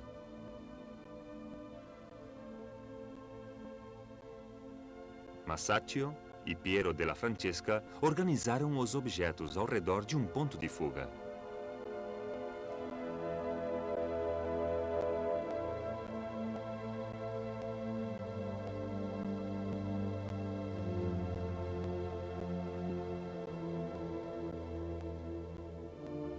O renascimento da cultura da Grécia e Roma significou que durante muitas centenas de anos na Europa o conhecimento das línguas clássicas ia ser a pedra de toque de um homem instruído.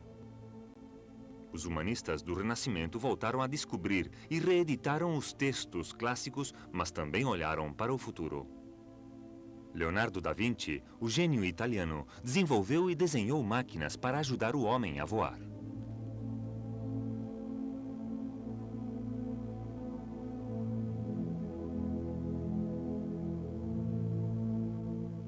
Também projetou muitos objetos mecânicos e de engenharia e experimentou com novos pigmentos e técnicas de pintura.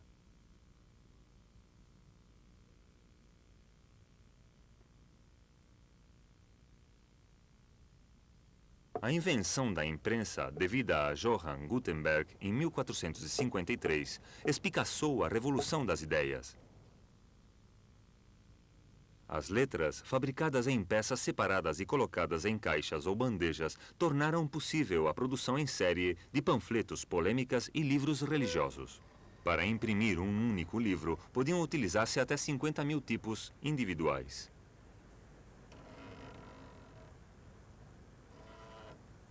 O sistema de imprensa de Gutenberg sobreviveu até o século XIX e muitos dos seus primeiros produtos foram muito relevantes.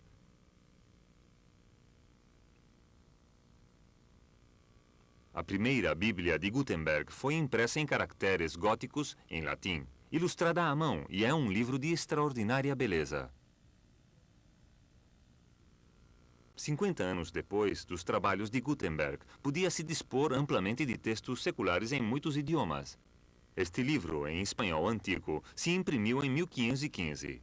Este, em hebreu, se imprimiu em Nápoles em 1487. A Bíblia de Colônia, com desenhos à mão, se imprimiu em 1478 em alemão corrente. Os conhecimentos religiosos deixaram de ser prerrogativa de uma elite privilegiada e culta. A decadência do Mediterrâneo. A Grécia e a Itália tinham sido o centro do poder europeu durante mais de 1000 anos, e tinha sido a Itália quem tinha iniciado a transformação da Europa na Baixa Idade Média. Mas depois do Renascimento, o extremo oriental do Mediterrâneo começou a decair e perdeu a sua supremacia perante a Espanha. o rei Dom Carlos V da Espanha tinha herdado imensos territórios na Áustria, nos Países Baixos e na Itália, e era também imperador do Sacro Império Romano. Após a sua abdicação em 1556, a balança do poder na Europa inclinou-se decisivamente para o norte. Os poderosos monarcas nórdicos, como a rainha Isabel I da Inglaterra, começaram a rivalizar com o poder imperial e a armada espanhola foi derrotada em 1588. Antes deste período, o noroeste da Europa tinha sido absolutamente bárbaro. Na Holanda, umas quadrilhas de malfeitores rivais, os Hooks e os Cablejaws, dominavam o que julgavam que era político. No Báltico, de vez em quando, apareciam uns selvagens que travavam entre si batalhas sem sentido. Na Escócia e no norte da Inglaterra, a civilização consistia em quadrilhas de proteção dirigidas por senhores fronteiriços meio selvagens.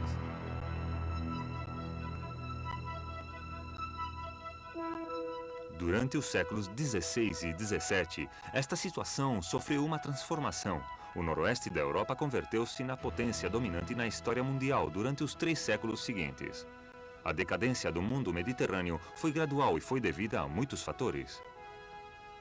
A Itália, concretamente, resultou profundamente afetada pela peste em 1599, 1602 e 1630, e em cidades como Veneza e Milão faleceu 1/3 da população.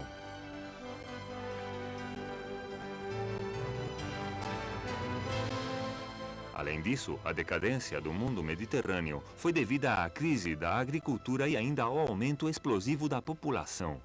Em 1500, a população europeia era de 69 milhões de habitantes, mas em 1800 tinha crescido até alcançar os 188 milhões. Antes do ano 1500, a maioria dos agricultores da Europa quase não conseguiam produzir suficientemente para a sua alimentação e a do seu gado, nem obter as sementes para as seguintes sementeiras. Um ano de má colheita conduzia inevitavelmente à fome e à carestia.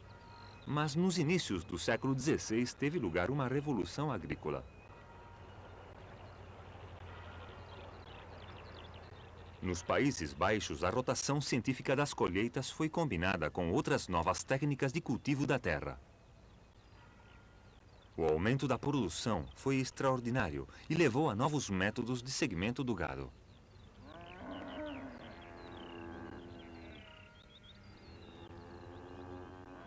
Agora era possível manter grandes rebanhos de gado durante todo o inverno.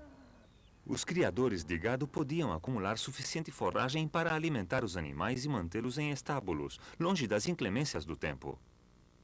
Introduziram-se novas plantas como a batata e melhoraram-se outras conhecidas como o nabo e a cebola. Turnip Townsend, na Grã-Bretanha, no século XVIII, e Jethro Tull adquiriram uma grande reputação por terem difundido e desenvolvido as novas técnicas holandesas.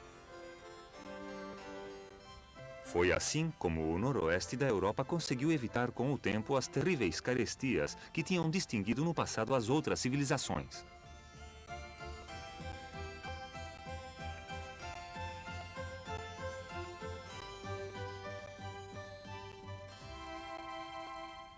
No Mediterrâneo, as carestias davam lugar a altos preços e elevados salários.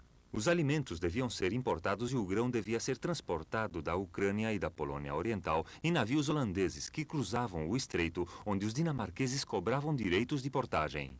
A frequência deste comércio cresceu incessantemente e em 1600 o grão fluía para a Espanha e a Itália e o dinheiro, em contrapartida, para Amsterdão e para o noroeste. Amsterdão converteu-se no eixo do comércio mundial e foi a pioneira numa ampla gama de tecnologias. Surgiram grandes indústrias especializadas como a do corte e o polimento de diamantes em bruto procedentes da Índia.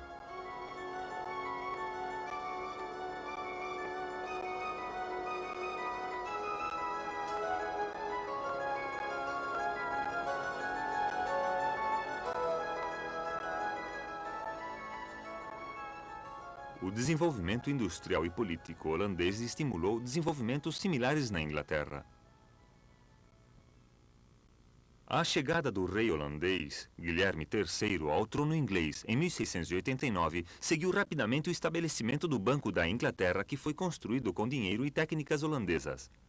No início do século XVIII, a Bolsa Real financiava o comércio e até a indústria. Londres converteu-se na metrópole da Europa Ocidental e os seus cais registraram tanta atividade como os de Amsterdão.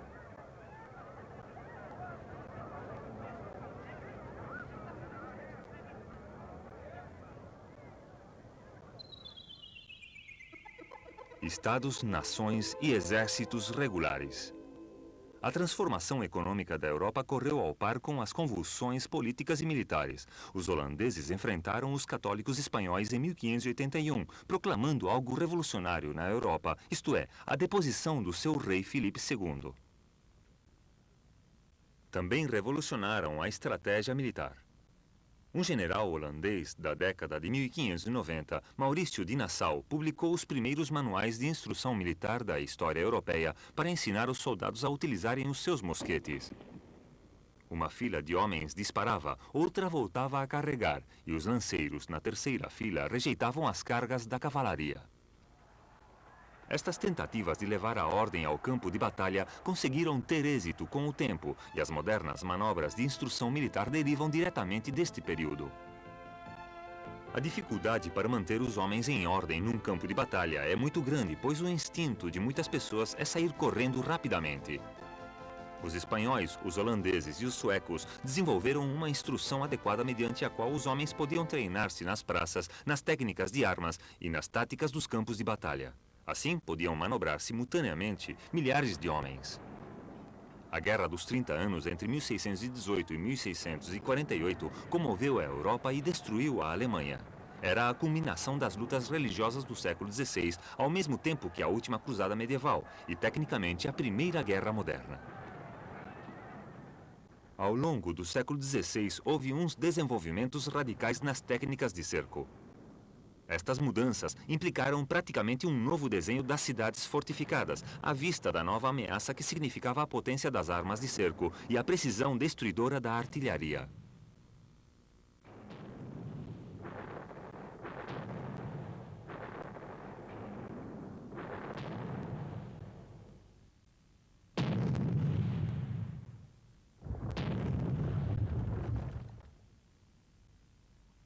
Foram os italianos os que desenvolveram as fortalezas em forma de estrelas, de maneira que os canhões pesados já não enfrentavam só os altos e finos muros, que são uma presa fácil da artilharia.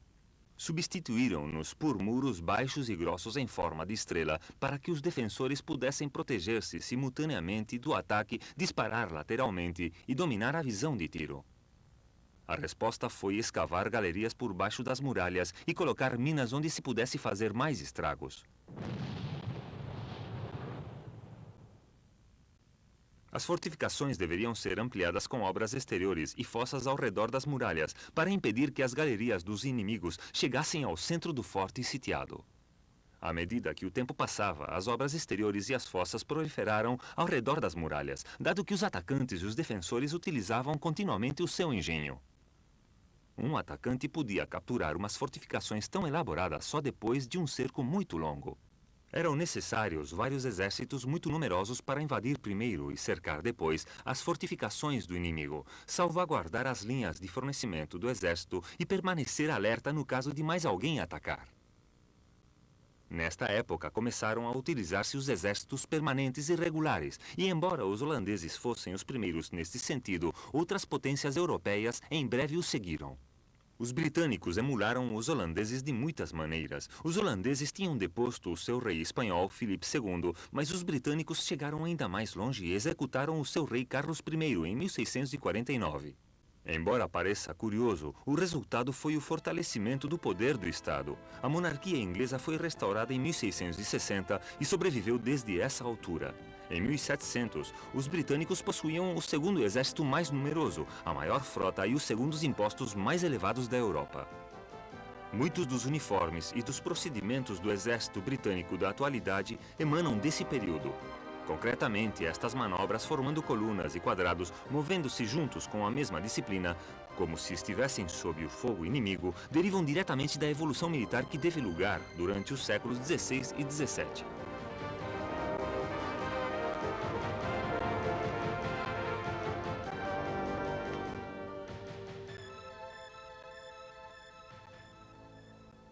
A Revolução Religiosa.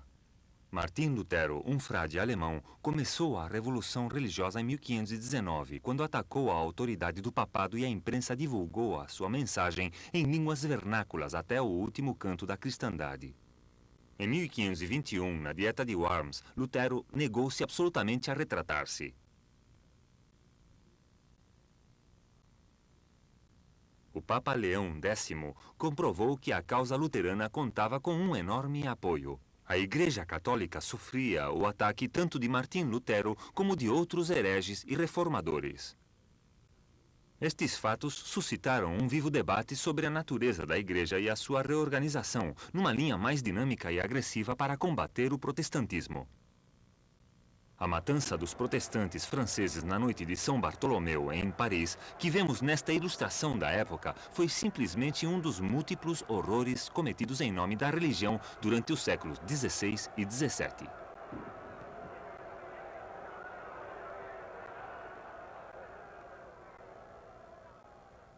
As controvérsias dos cristãos deram lugar à transformação da Europa. A Europa católica ficou dividida por uma maranha de fronteiras religiosas. Em primeiro lugar, desenvolveu-se o luteranismo, depois o calvinismo e o anglicanismo. Em 1560, este era o mapa religioso da Europa, com os protestantes e os católicos disputando entre si a Europa Central. Após a Guerra dos 30 Anos, o poder da Igreja Católica ficou reduzido significativa e permanentemente. As guerras religiosas e o estancamento religioso induziu a muitas pessoas a perguntarem-se, nos fins do século XVI, se Deus existia realmente. E se existia, de que lado é que estava? Com os protestantes ou com os católicos? Ou talvez, o qual era praticamente inconcebível, não existia nenhuma verdade revelada e a realidade só podia encontrar-se no âmbito da percepção humana. Após os séculos XVI e XVII, as guerras de religião extinguiram-se na Europa. A missa católica romana em latim e os sentimentos religiosos que representavam sobreviveram até os nossos séculos.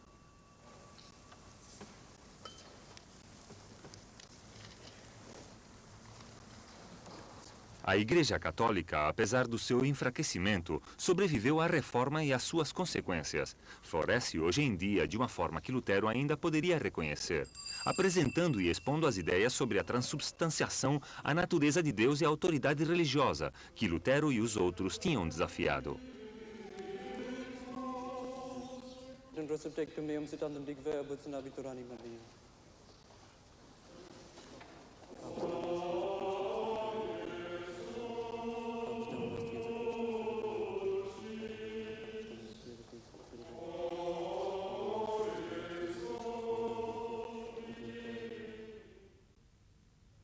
A Revolução Científica. Quando a América manda sondas espaciais para examinar Vênus e fotografar Júpiter, a tarefa realizada pela NASA deriva diretamente dos cálculos e das observações efetuadas pelos astrônomos e pelos científicos dos séculos XVI e XVII. Em 1500, pensava-se que a Terra era plana e não existiam conhecimentos precisos da geografia nem do modo em que os planetas se relacionavam. A concepção ptolomeica do universo mantinha que a Terra era estável no centro, a cujo redor giravam o Sol e os planetas. Entre 1575 e 1595, as observações do astrônomo dinamarquês Tycho Brahe começaram a procurar as provas precisas sobre os aspectos e as órbitas dos planetas.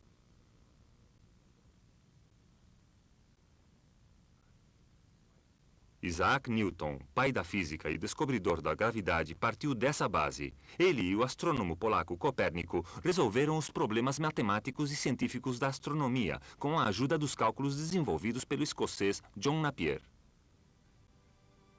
Nos finais do século XVI, era possível ter a certeza de que os planetas descreviam uma órbita ao redor do Sol.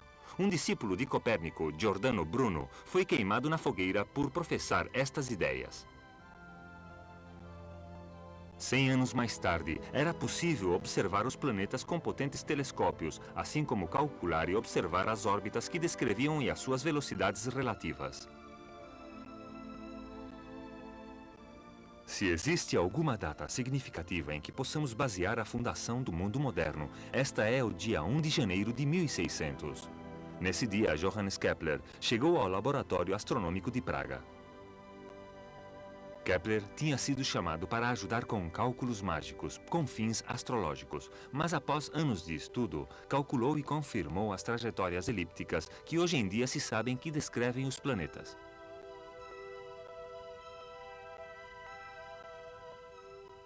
A preparação da Europa na astronomia teórica, aliada com os dotes práticos na tecnologia, capacitou-a para dominar o mundo. Desde os séculos XVI e XVII, os outros continentes converteram-se em satélites cada vez mais dependentes da Europa e do Ocidente.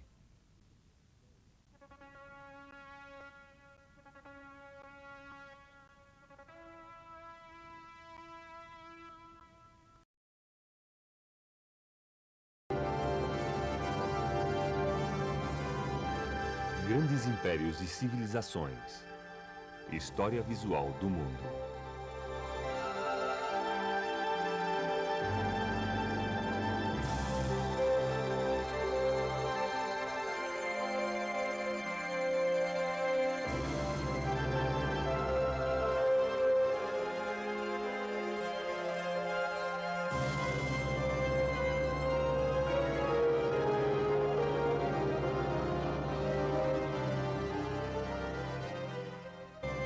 Ocidente e um mundo em expansão.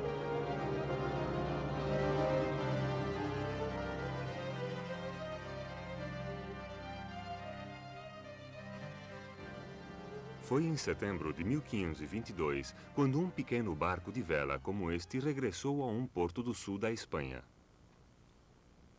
A sua viagem tinha durado 36 meses e era o único que restava de uma frota de 5 barcos e 250 homens que tinham estado comandados por Fernão de Magalhães. Só tinham regressado 18 homens e Magalhães não era nenhum deles. Mas um dos seus barcos, o Vitória, tinha conseguido uma façanha transcendental que marcaria a história da humanidade. Numa extraordinária e árdua viagem, tinha navegado dando a volta ao mundo. A expedição de Magalhães marcou o começo do processo mediante o qual a civilização europeia chegaria a dominar o globo.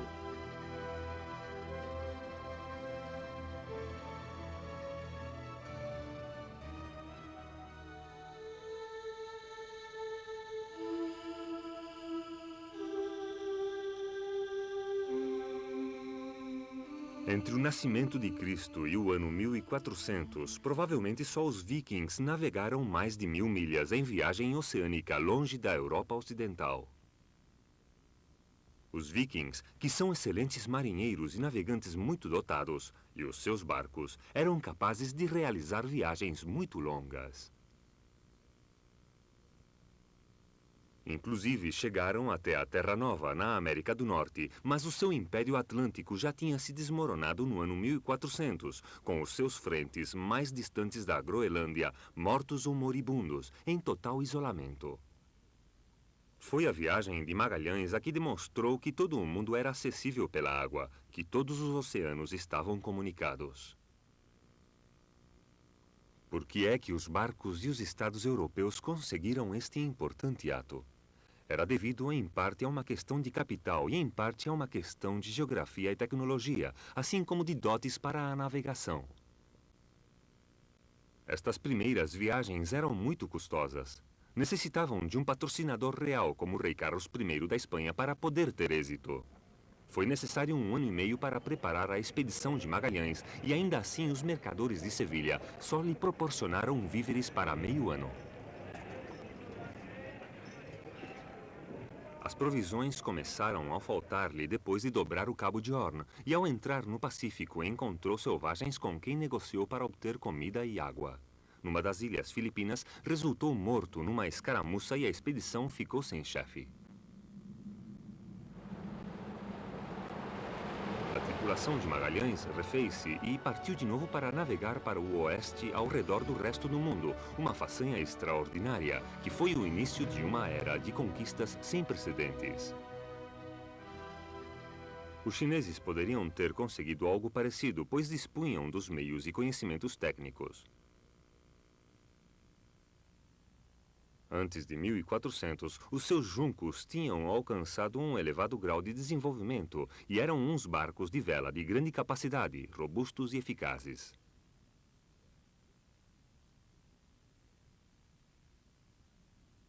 Shen Hu, um dos seus almirantes, conduziu várias frotas até um ponto tão ocidental como Mogadíscio, na África, nos princípios do século XV. Mas os burocratas ressentiram-se pelo gasto e no ano 1500 os comerciantes chineses já tinham sido proibidos de construir os grandes juncos oceânicos com mais de 2 mastros.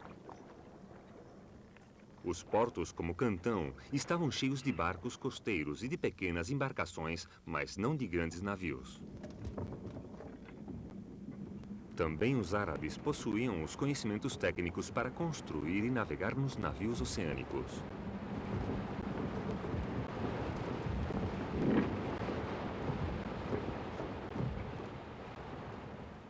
Ainda hoje, o Dhow árabe é um dos melhores desenhos de barcos do mundo. Mas os árabes nunca necessitaram de navegar muito longe, dado que a rede comercial que mantinha os seus estados estendia-se de Marrocos ao Extremo Oriente, e bastavam-lhes curtas viagens para ir de um porto ao outro. De qualquer forma, os estados islamitas tornaram-se cada vez mais herméticos e conservadores. A sua imensa e complexa burocracia e a sua elaborada procura arquitetônica tenderam a absorver todos os seus recursos durante muitos séculos.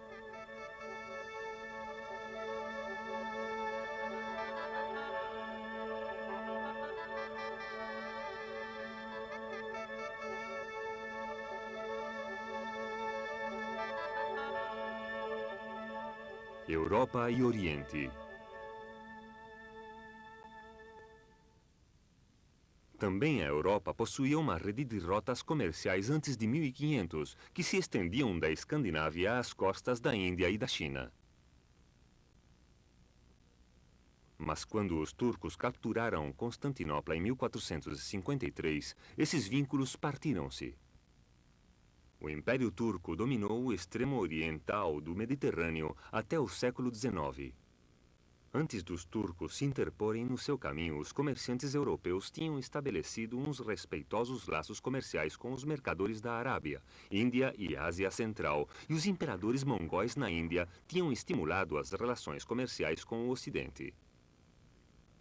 O poder de Veneza e de Gênova tinha se baseado quase totalmente nas receitas do comércio de especiarias, que tinham controlado durante muitos séculos. Mas quando os turcos se apoderaram do Mediterrâneo, as especiarias tornaram-se cada vez mais custosas e as rotas venezianas para o Oriente viram-se prejudicadas pelos bandidos e pelas portagens locais.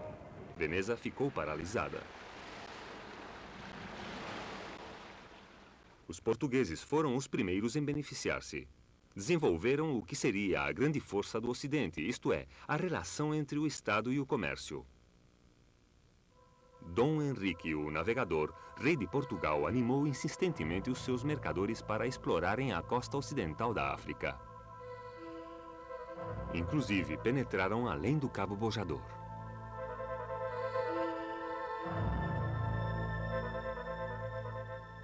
Os portugueses estabeleceram praticamente um monopólio no comércio das especiarias, utilizando a Índia como avançada no Extremo Oriente, mas não conquistaram muito território, porque em Tokugawa, no Japão, na China e na Índia dos mongóis, os europeus encontraram impérios poderosos e bem organizados. As bases portuguesas na costa da Índia dominaram o comércio no Oceano Índico e, como resultado, a Europa, no seu conjunto, beneficiou-se imensamente. As especiarias eram enviadas de Portugal via Amberes para a Europa Central, que por sua vez exportava a prata das minas da Boêmia e da Hungria.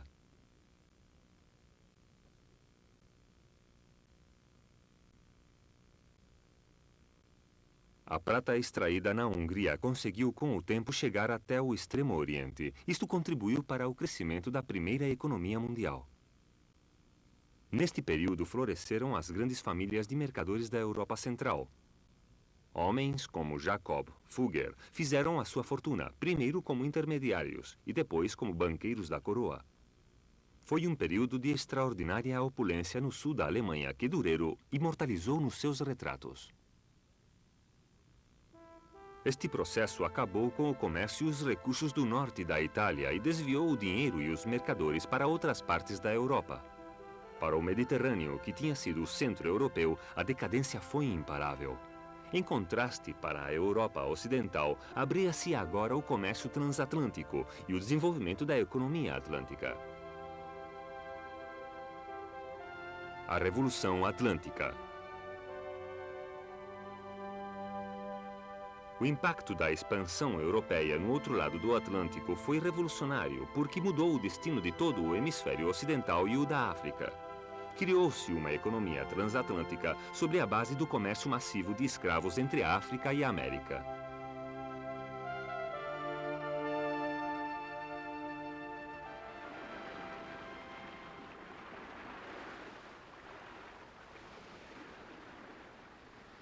As sociedades feudais da Europa Ocidental medieval não tinham abusado dos escravos nem da escravidão. Mas no mundo mediterrâneo do Renascimento existia um considerável comércio de escravos, sobretudo organizado pelos empresários tanto de Gênova como de Veneza.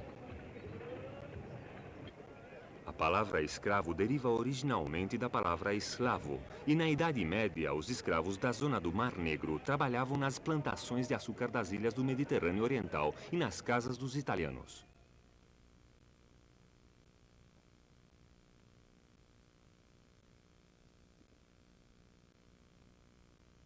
Francesco Datini, o pio mercador de prato que vemos ajoelhado diante da Virgem, era um traficante em grande escala e maiorista de escravos.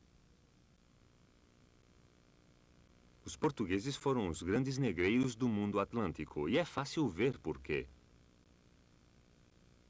Durante gerações, a colônia de Portugal tinha patrocinado a exploração da África e agora exigia uns benefícios comerciais. Os barcos portugueses foram a todos os lados e os mercadores dominaram o comércio com a Índia e com a Ásia durante 100 anos.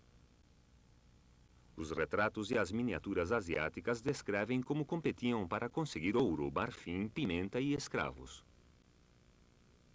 Disputaram e combateram incessantemente. Os portugueses e os espanhóis foram os primeiros na corrida e chocaram entre si em muitas ocasiões. Em 1494, dividiu-se o mundo, reclamando Portugal os seus direitos sobre a África e a maior parte da Ásia, assim como as partes orientais da América do Sul, e a Espanha ficou com o resto. Naturalmente, na prática, não possuíam senão uma pequena parte destes territórios, mas as possessões portuguesas na África, na América do Sul e na Ásia, e as possessões espanholas na América Central e nas Índias Orientais, foram frentes significativos e estratégicos da influência europeia. Espanha e as Américas.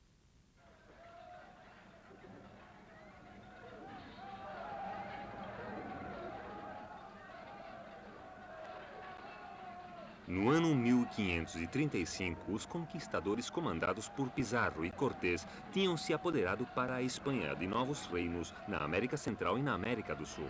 No prazo de 40 anos, os espanhóis controlaram vastas áreas entre o México e o Chile.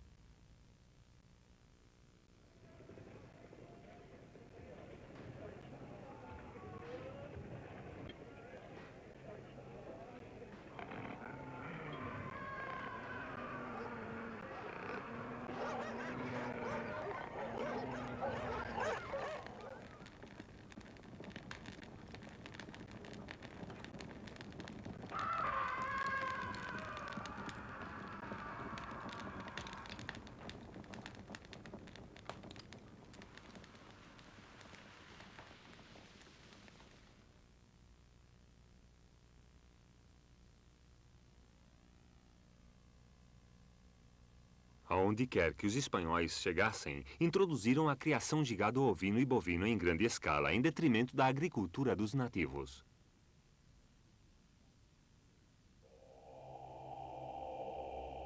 Também introduziram doenças como a malária, a varíola e o sarampo, perante as quais os índios careciam de qualquer defesa. O resultado foi uma catástrofe demográfica numa escala sem precedentes na história mundial.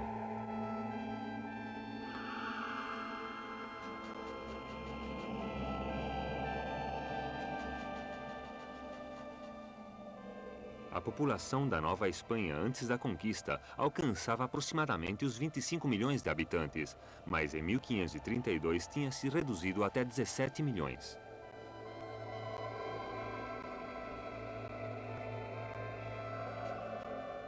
Em 1548, a população total de índios da Nova Espanha era provavelmente de pouco mais de 6 milhões.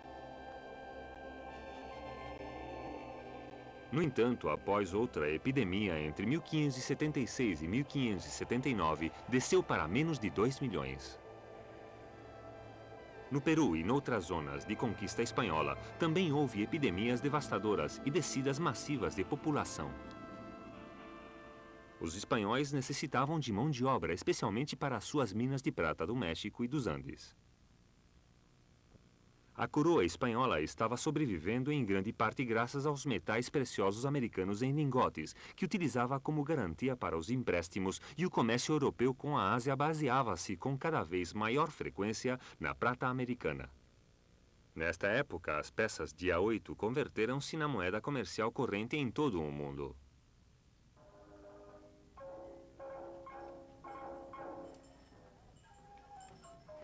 A descida da população nativa da América do Sul obrigou os espanhóis a procurarem em outras partes novas fontes de mão de obra.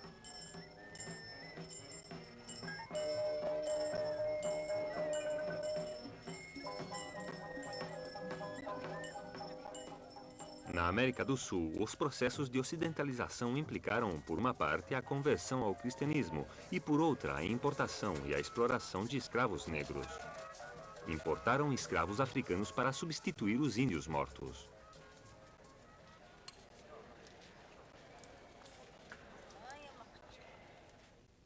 Espanha e Holanda.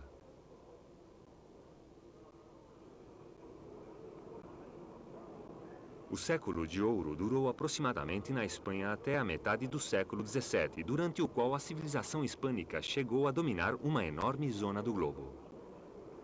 Mas pronto chegou o desânimo aos espanhóis.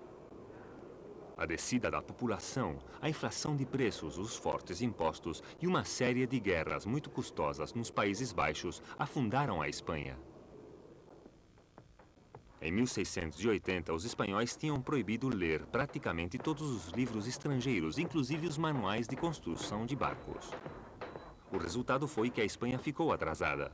Os estaleiros da Corunha, que antes tinham dominado os mares, prosseguiram a produção dos mesmos custosos e antiquados navios, e a frota espanhola e a marinha mercante foram presa de nações mais enérgicas.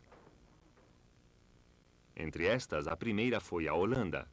Quando o centro de gravidade econômica da Europa se deslocou para o noroeste, os holandeses aproveitaram a oportunidade. Eles dominaram o século XVII e selaram de forma indelével o início do mundo moderno.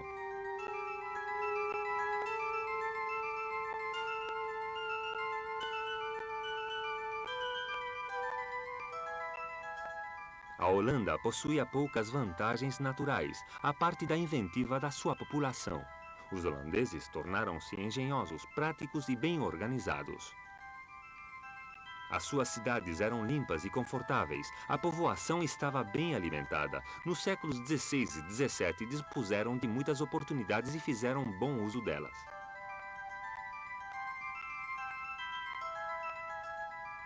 Tinham ganho a sua terra numa luta infatigável contra o mar e construído diques, valas e canais de enorme complexidade.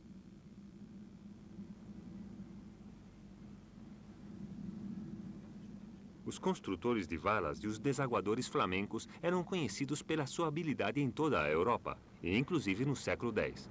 Como pescadores, eram peritos em percorrer grandes distâncias à procura dos arenques, dos quais viviam principalmente. Os seus barcos transportaram os produtos do Báltico ao Mediterrâneo. Eram espaçosos, compridos e podiam transportar eficazmente qualquer classe de mercadorias.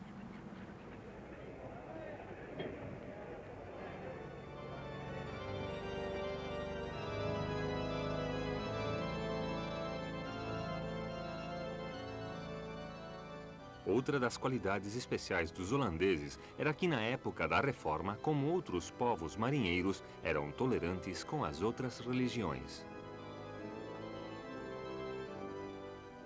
A sua própria fé era predominantemente protestante, frequentemente de um calvinismo extremo, o que lhes originou a